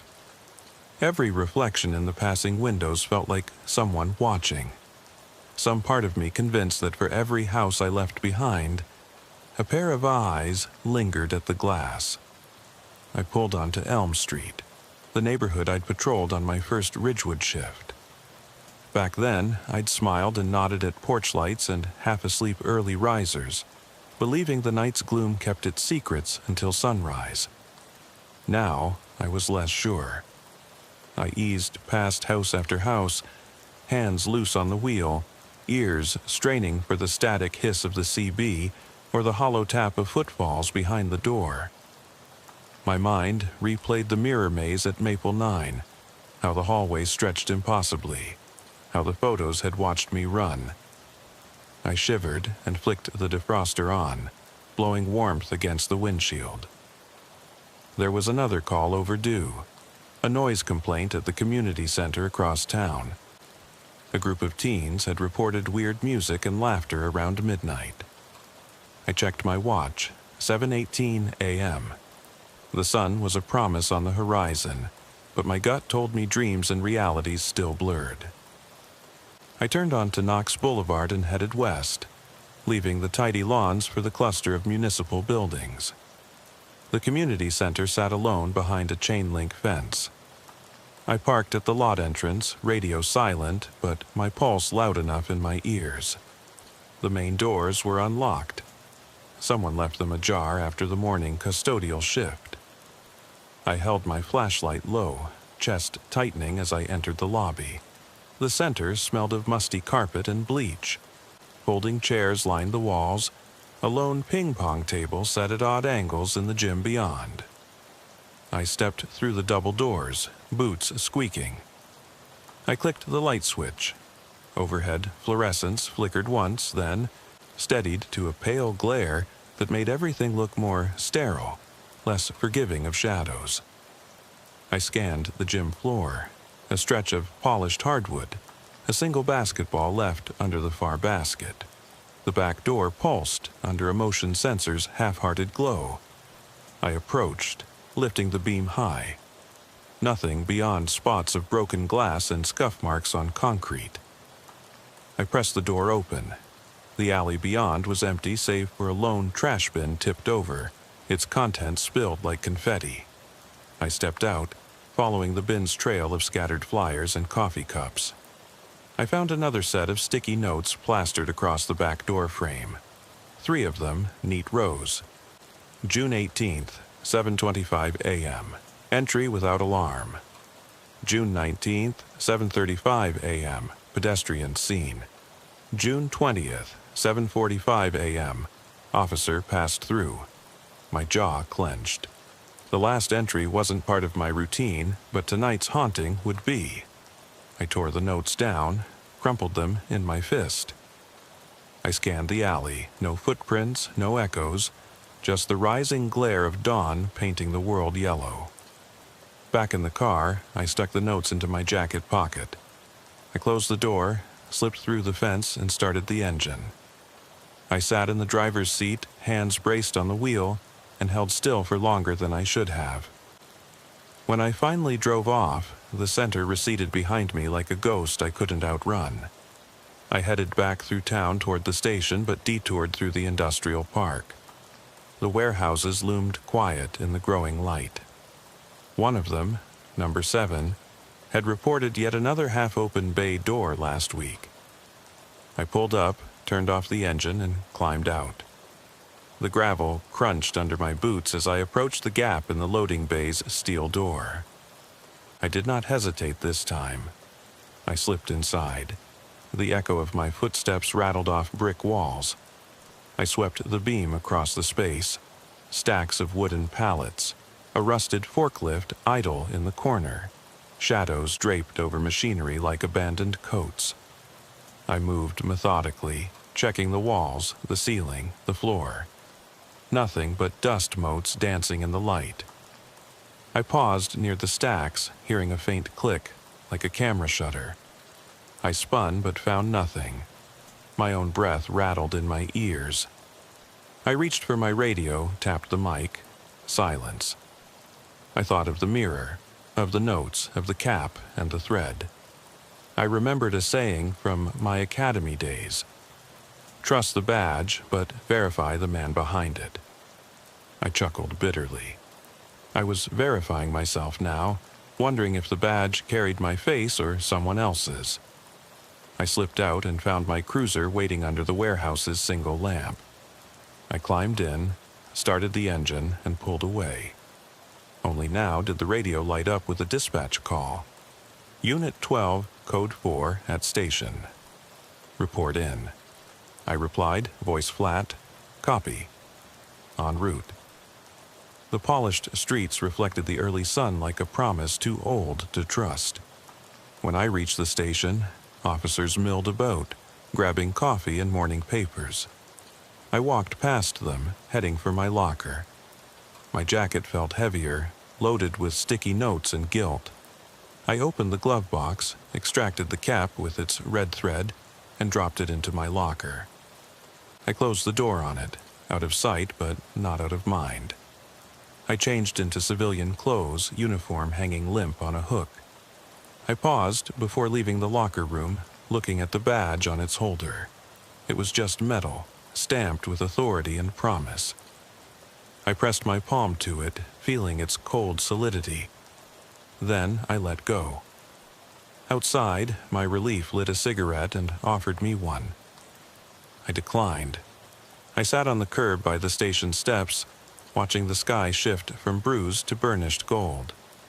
I heard the distant bark of a dog, a car door closing, someone's radio chatter. Morning was the safest hour, when routines reasserted themselves and shadows retreated. But I knew they would return. The night's ripples would spread, drawing me back through maple streets, down hollow halls, into the spaces where questions outnumber answers. And when I strapped the badge on again, I would carry those notes in my pocket, each one a quiet echo of a night I couldn't unhear, a story without an ending. I stood, crushed the cigarette under my boot, and walked inside. The day shift would have its own rhythms, its own small certainties. Mine belonged to the darkness, where nothing was routine and everything spoke in whispers. I hung my civilian coat, ran a hand through my hair, and whispered into the morning, "I'll see you at midnight." I eased away from the station, the morning's false calm dissolving behind me as the day shift took over. The streets were waking, a lone jogger rounding a corner, the distant rumble of a delivery truck, but my mind stayed tethered to the dark. I drove toward the industrial sector where the warehouses fell silent like tombs in daylight, but concealed something more alive at night. The sun's pale light felt intrusive, as if it would expose what I still carried inside. I turned onto Commerce Road, where steel-sided buildings loomed.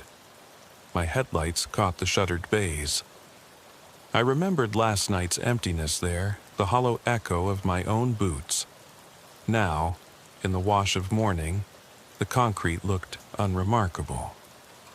I pulled up next to Bay 12 and cut the engine, the world pressed in too brightly. I sat for a moment, hands resting on the wheel, breathing through the phantom hum in my chest. This was my 7th night on the story's trail, the 7th go, as if each return stitched another layer onto the same fabric of unease. I reached into my jacket pocket for the folded notes, the census of wrongness that had followed me from house to house, apartment to diner, center to warehouse. I smoothed them between thumb and forefinger, dates, times, places. Each entry a silent witness, a trap I had fallen into. I knew I needed to collect the next piece, but what? No routine call beckoned me now, only the promise that the ordinary was a lie. I switched on the CB, listening for static. A faint click, then dead air. I cursed under my breath and stepped out of the cruiser, flashlight in hand. The beam skated over the bay doors, thick metal, bolted shut. I circled to the rear entrance, a man door I'd ignored in previous checks. A single screwdriver lay on the concrete, its tip bent. I recognized the curve of its blade, the kind you'd use to pry open a lock quietly. I pocketed the tool and tested the doorknob. Locked. I pressed my ear to the metal. No hum of machinery inside, only the sound of my own breath tickling the steel. I hit the door with the heel of my hand. It gave. I slipped inside. The warehouse's interior swallowed me in shadow. High shelves rose into darkness, crates and pallets stacked like monuments to industry. My flashlight beam caught motes drifting in the air, disturbed by my presence. I moved forward, boots barely making a sound. Every step felt like a surrender to the unknown. I passed rows of crates marked fragile and handle with care. Some labels bore hand-scrawled numbers matching dates on my notes. I paused at a crate stamped June 16th, 4:02, the same time the cooler door at the diner had been ajar. The crate's lid was slightly askew. I knelt and pried it open with the screwdriver. Inside lay the broken lamp bulb from the diner, glass splinters cushioned in foam. My pulse spiked. Someone had collected these items, curated them here. The crate beside it, stamped June 15th, 217, held the baseball cap I'd found in the alley. Only now the red thread had unraveled into a single loose strand. I backed away, heart hammering. The warehouse was a museum of my own fear, each exhibit a clue that I was both investigator and prey. I turned to leave and froze. Footsteps scuffing behind me, slow, deliberate. I spun, flashlight beam swinging. Nothing but tall shadows between the racks. The beam landed on a wall beyond, where more sticky notes fluttered. A grid of times and locations, including entries I hadn't seen. June 17th, 23:58. Officer paused at Maple 9. June 18th, 5:23. Officer at Elm. June 19th at 7:18 a.m. Officer at Center. June 20th at 9:32 a.m. Officer coming here. My name wasn't written, but the target was clear. The footsteps echoed again, closer, then faded. I swallowed, stepping toward the exit, but the warehouse's interior stretched, rows of crates multiplying, aisles lengthening unnaturally. I shone my light down one corridor, the open crate with my cap at the end, illuminated in the beam's gloom. I walked toward it, each footstep swallowed by the space. When I reached the crate, the cap lay on a pedestal of foam, the bill facing upward as if beckoning me. I knelt and lifted it. Inside the sweatband was another note, folded thin, "Found you." Kale 9:45 நிமிடம், no signature, no name. Just the quiet satisfaction that someone had beaten me here, had known exactly where to place the next clue. I rose, flashlight beam searching for an exit. The door behind me had vanished, replaced by a stack of crates towering overhead. Panic licked at my throat as I spun, seeking any sign of egress. The ramp leading out was gone, the forklift parked at the entrance as though guarding the way out. Shadows pooled at the far side of the room. I took a step, and the beam caught a figure slipping between the crates. Tall, lanky, moving with the silence of smoke. I swallowed and whispered into the emptiness, "Show yourself." No reply. My hand hovered near my holster. The warehouse wasn't a story anymore. It was a trap, and I was the one hunted. I realized then what I'd become. A character in someone else's narrative, my routine twisted into a performance for an unseen audience. I clutched the cap, feeling its weight like a countdown. Below each folded note, a new time waited.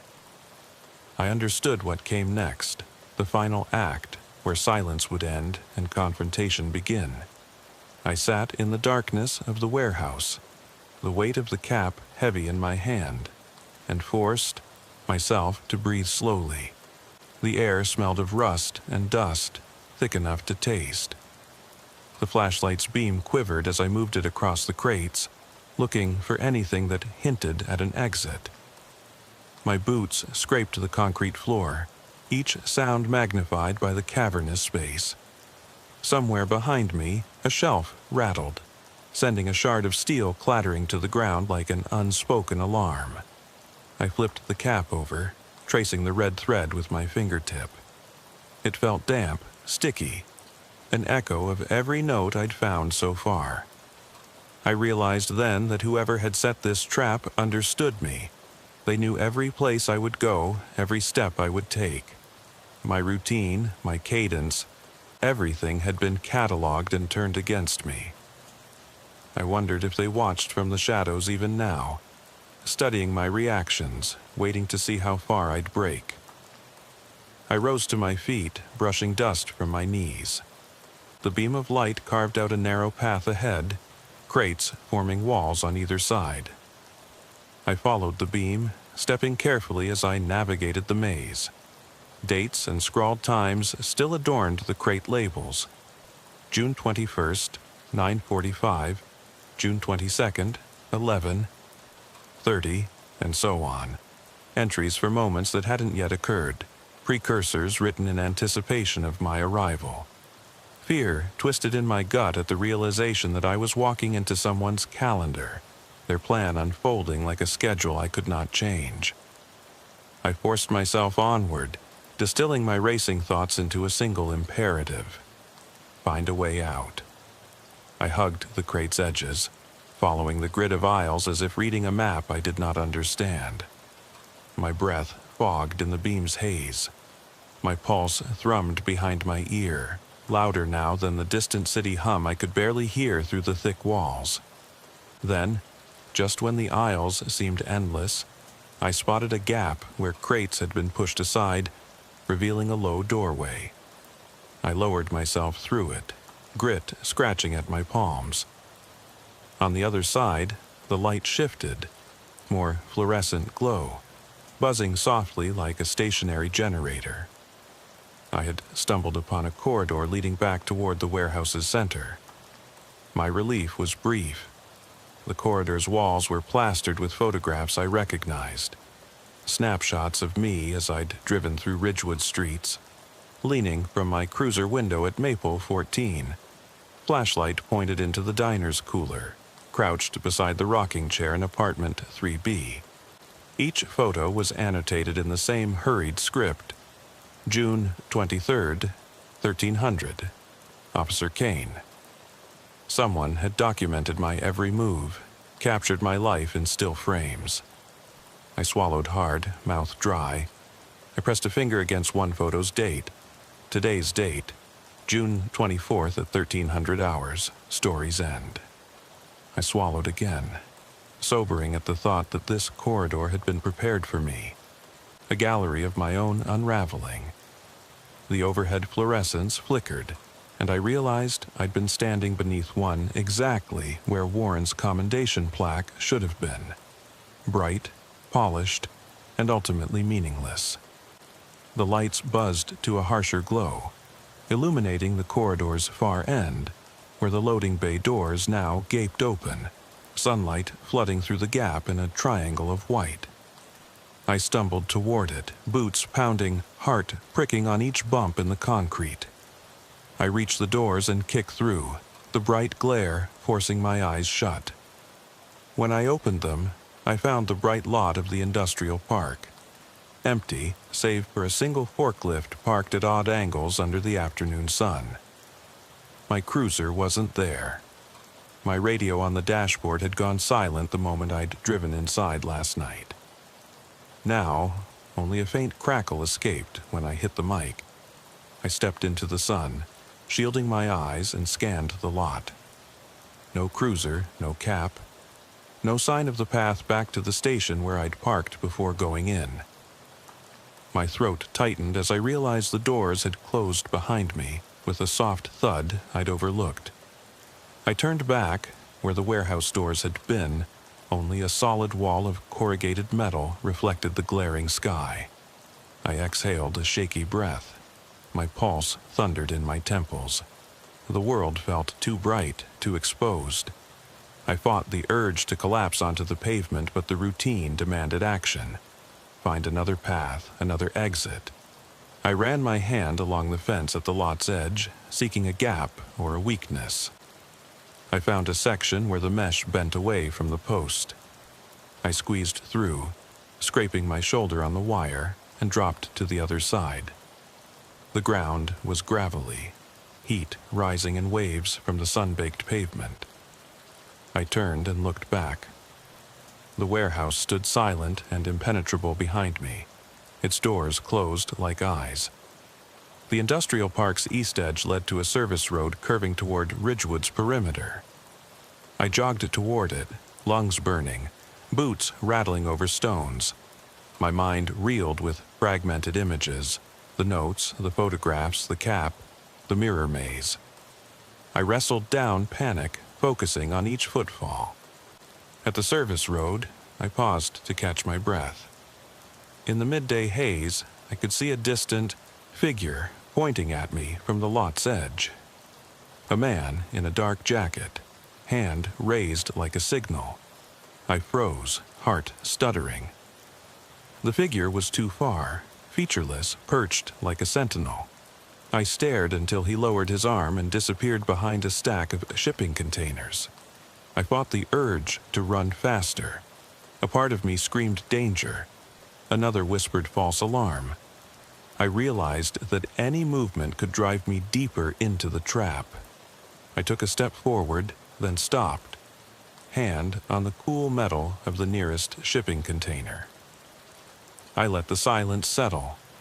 Wind in the weeds, distant hum of traffic, nothing else. I raised the cap in my hand, the sun striking the red thread until it glowed like a heartbeat. I spoke aloud to the empty air. You set this for me. You watched me. You thought you had me. My voice sounded small, swallowed by the midday expanse.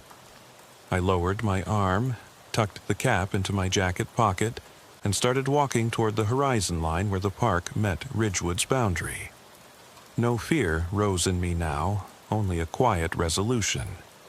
I'd been documented, manipulated, hunted through every routine I followed. But the story was not finished. The cap's weight, the notes, the photographs. They were proof that someone wanted a confession, a breakdown, a final scene.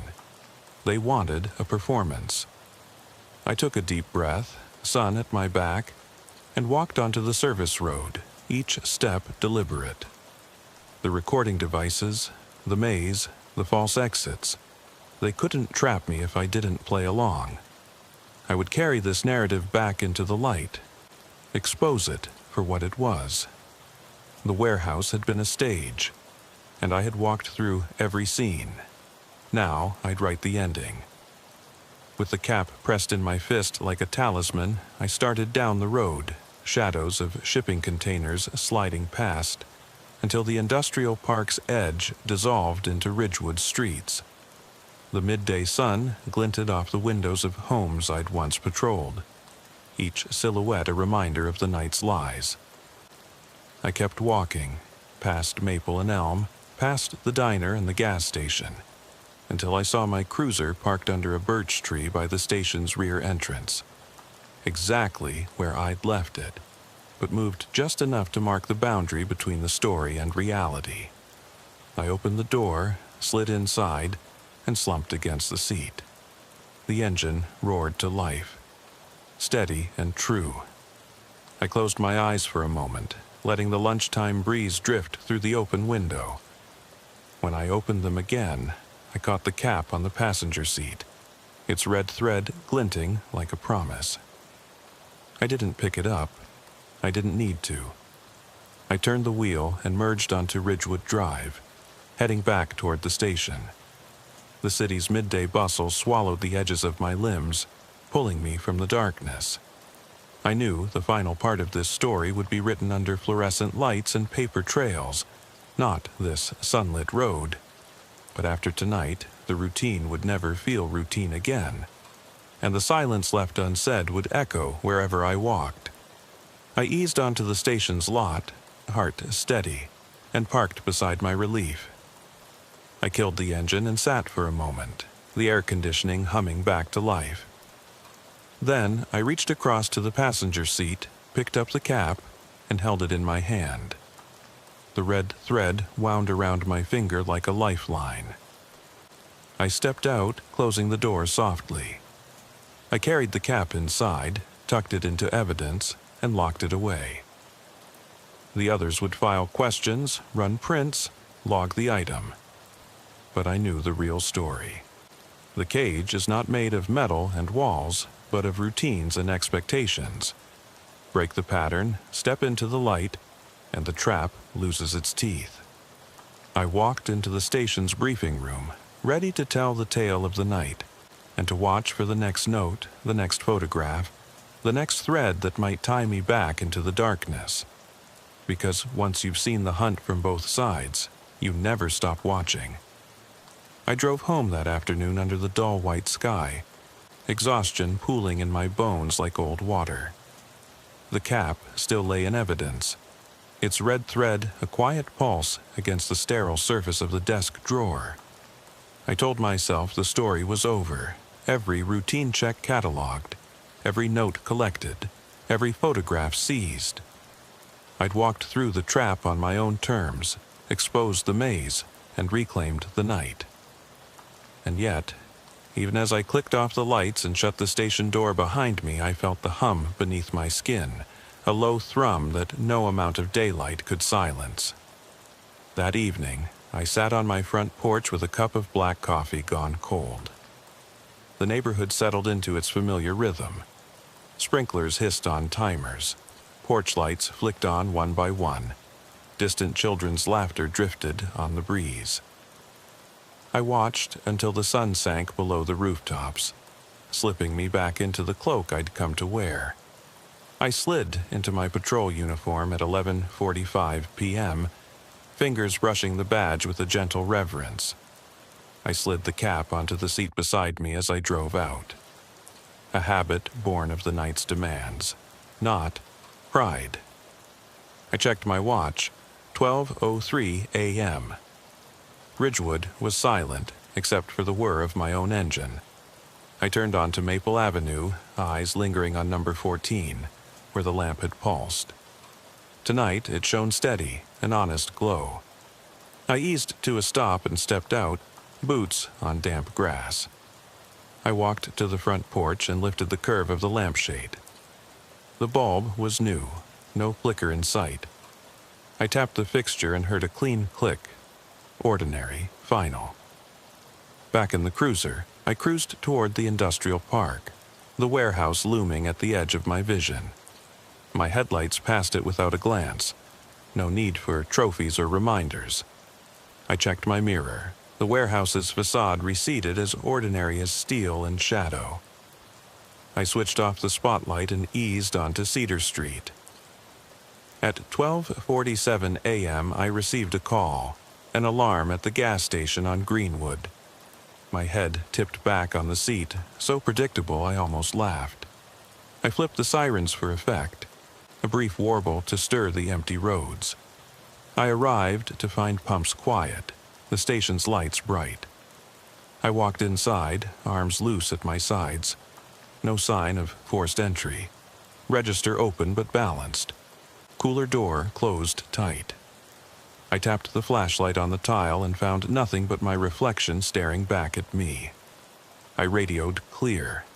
I drove back through Ridgewood Park, the swings motionless, the slides steel cold. I paused at the gate as my mind ticked off the sequence. Maple 14, gas station park. Everywhere I went, I left only my own wake. It felt like a victory and a defeat all at once. The final note had been written, the last entry made. I eased past the gate and rounded the block. At exactly 1:05 a.m., I heard it. A soft thump on the passenger side window. I snapped to, flashlight raised. Outside, the glass held a single yellow sticky note, gleaming in the beam's cone. No reflection, no shadow of a hand. I killed the engine, heart slamming. I cracked the window and gently peeled the note free. In neat, familiar script, it read, "One more thing." My breath caught. The note curled in my fingers, warm as a whisper. I turned the flashlight to the passenger seat, empty. The cap was gone. My eyes darted across the windshield, hood, asphalt. Nothing. The world held its breath. I pressed my palm against the dash, willing the hum beneath me to die, but it only grew louder, resonating through the cruiser's frame. I slid out of the driver's seat and circled the car, heart hammering in my throat. Every yard around the cruiser was empty. No footprints, no cigarette butts, no note trail. I dropped to my knees and searched under the seat. No cap, no red thread. It was as if the cap had evaporated into the night. I stood, knees weak, and looked back at the driver's side door. Glued to the outside was another sticky note. I edged closer, careful not to touch anything else, and read, "Thank you for playing." My breath fogged the glass. I pressed my forehead to the cold metal of the door. The night pressed in, a living thing that exhaled through the mesh of shadows and streetlights. I realized then that the story was never mine to end. I was just a character in someone else's game. The routine still held power, and the silence was as hungry as before. I exhaled, hands trembling as I unlocked the door. I climbed back behind the wheel, heart still throbbing, and closed the door with a soft click. I settled into the seat, picked up the microphone, and answered the dispatcher with a steady voice, "Unit 12 back in service." But my words felt hollow, resonating against the note's simple truth. I drove off into the night, the empty streets welcoming me like old friends. Every lamp I passed pulsed with possibility, every window a watcher. The hum beneath my skin tuned into a song I recognized but could never name. And as I rounded the corner onto Ridgewood Drive, I caught in my peripheral a flicker of red thread snaking along the pavement, just a flash before it disappeared around the next bend. I didn't stop to pick it up. Instead, I kept driving, spirit tethered to the road, mind caught between what I knew and what I feared.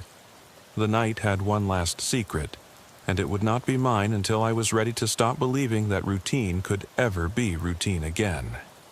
Silence ended here, in the steady thrum of tires on asphalt and the echo of words left unsaid. The cruiser's headlights swept the curb as I passed, and there, at the edge of streetlight glow, lay a single yellow sticky note, face up on the wet pavement. I didn't read it. I just drove on. I drove on past the note as the streetlight blinked once behind me. Slow, deliberate, like an eyelid on the verge of closing. My hands gripped the wheel tight enough to whiten my knuckles. The cruiser's engine thrummed beneath me, a tether to reality as the road stretched into shadowed promise. I passed the corner where the diner sat, its neon sign cold, the parking lot empty. I thought of the shards of that broken lamp in the warehouse crate, glass still tucked under, someone's careful care. A mile further, the apartment complex loomed silent under midnight's glow. I recalled the sticky notes lining its walls, the chair that rocked itself, the timeline of fear etched in yellow squares. But the note on my window hadn't been cataloged. It was unexpected, the final punctuation. "Thank you for playing." Whoever set this had watched me unravel my own routine, step by step, note by note, image by image.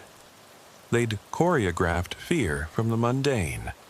A flickering lamp, an abandoned car, a wink of movement in an empty room. Now, I turned onto Ridgewood Drive, the avenue of so many calls, so many all clears. The pavement shone wet from an early sprinkle, reflecting the glow of lamps like fallen stars. I slowed to 20 miles an hour, letting every light's halo wash over me, listening for a hint of rustle or cry or something left unsaid. At the crest of the hill, the park rose on my left, swings still, slides still, every chain and rail waiting. I pulled to the curb and cut the engine. Silence pressed through the open window, cool air brushing my face. I stepped out, boots on asphalt, flashlight in hand, and crossed to the park gate. I didn't expect another note. I expected stillness. But I reached the swings and found the chain looped around a seat, a single length of red thread tied in a delicate knot. I stared at it, heart thudding louder than the distant hum of traffic. I tugged gently. The thread unfurled, trailing across the ground, leading toward the dark walkway. I followed it, barefoot now, boots left at the gate. My fingertips brushed the crimson line, feeling its weight like a heartbeat on the pavement. The path curved between trees whose leaves whispered in the wind, guiding me deeper into night's quiet. My breath made little clouds in the beam of my flashlight. The thread led me to the park center, where the old fountain lay dry and empty. I knelt beside it and saw the note tucked under a fallen leaf. The game isn't over. My pulse seized. I backed away, tripping over the thread, and scrambled to my feet. The park's lamps flickered on and off, each blink a punctuation between moments. I heard a faint step behind me, soft, deliberate, then nothing. I spun. The path back to the gate stretched longer, consumed by shadow. The red thread vanished into the darkness beyond the fountain. I swallowed, chest tight, and called out, "Who's there?" My voice cracked. Nothing answered but the swirl of wind through the branches. I walked slowly toward where the thread had disappeared. Each step a question I wasn't certain I wanted answered. The flashlight beam trembled, catching nothing but empty benches and the stones of the dry fountain. At the far edge of the circle, I spotted movement. A figure standing under a lamp that refused to stay lit. It wore a dark jacket, face unseen, hands shoved in pockets, watching me. My hand slipped to my holster. "Show yourself," I called. The figure didn't move. I took another step and the lamp blinked fully off. When it blinked back on, the figure was gone. I spun again. The red thread lay coiled at my feet. I stared until the thread's color drained from the night, fading into strands of gray plastic and dew. I knelt and gathered it, winding it around my fingers like a noose. I stood, thread taut between my hands, and felt the weight of every call I'd answered, every emptiness I'd cataloged, every silence I'd broken. I looked up at the sky where clouds drifted past a moon that watched without blinking. The park felt hollow now, a stage set for one last scene. I pocketed the thread and walked back to the cruiser, each footstep echoing in the hush. As I climbed in and closed the door, I realized the final moment had arrived. Not a confrontation, not an answer, but the knowledge that the routine would never free me. The whisper of the note remained in my ear. The game isn't over. I started the engine, headlights scanning the path out. The park gate stood ahead, its metal bars dark and silent. I drove through, the thread's promise pulsing in my chest like a secret heartbeat. I didn't look back. I drove straight to the station, parked under the fluorescent glare, and sat in the driver's seat. The engine idled, the world outside pinned in the glass. I closed my eyes, letting the hum roll over me one last time. Then I opened them. On the passenger seat lay the red thread, unwound into a single loop, its ends knotted tight, no sticky note, no signature. Just the thread, coiled like a question mark. I reached out and let it slip through my fingers, dropping onto the seat. It lay there, silent and waiting. The station lights hummed above, and I knew that the night's story would live on, beneath each flickering lamp, beside each empty door, in the spaces left unsaid. I exhaled, turned off the engine, and stepped out. The station doors closed behind me with a soft click. In the corridor's hush, I could almost hear the echo of footsteps, mine or someone else's. I couldn't tell. And somewhere, beyond the metal gates of Ridgewood Park, the red thread waited for the next player to come looking. I eased out of the station under the weight of quiet that never truly lifts. The night felt thinner now, as if everything had been aired out and left to cool.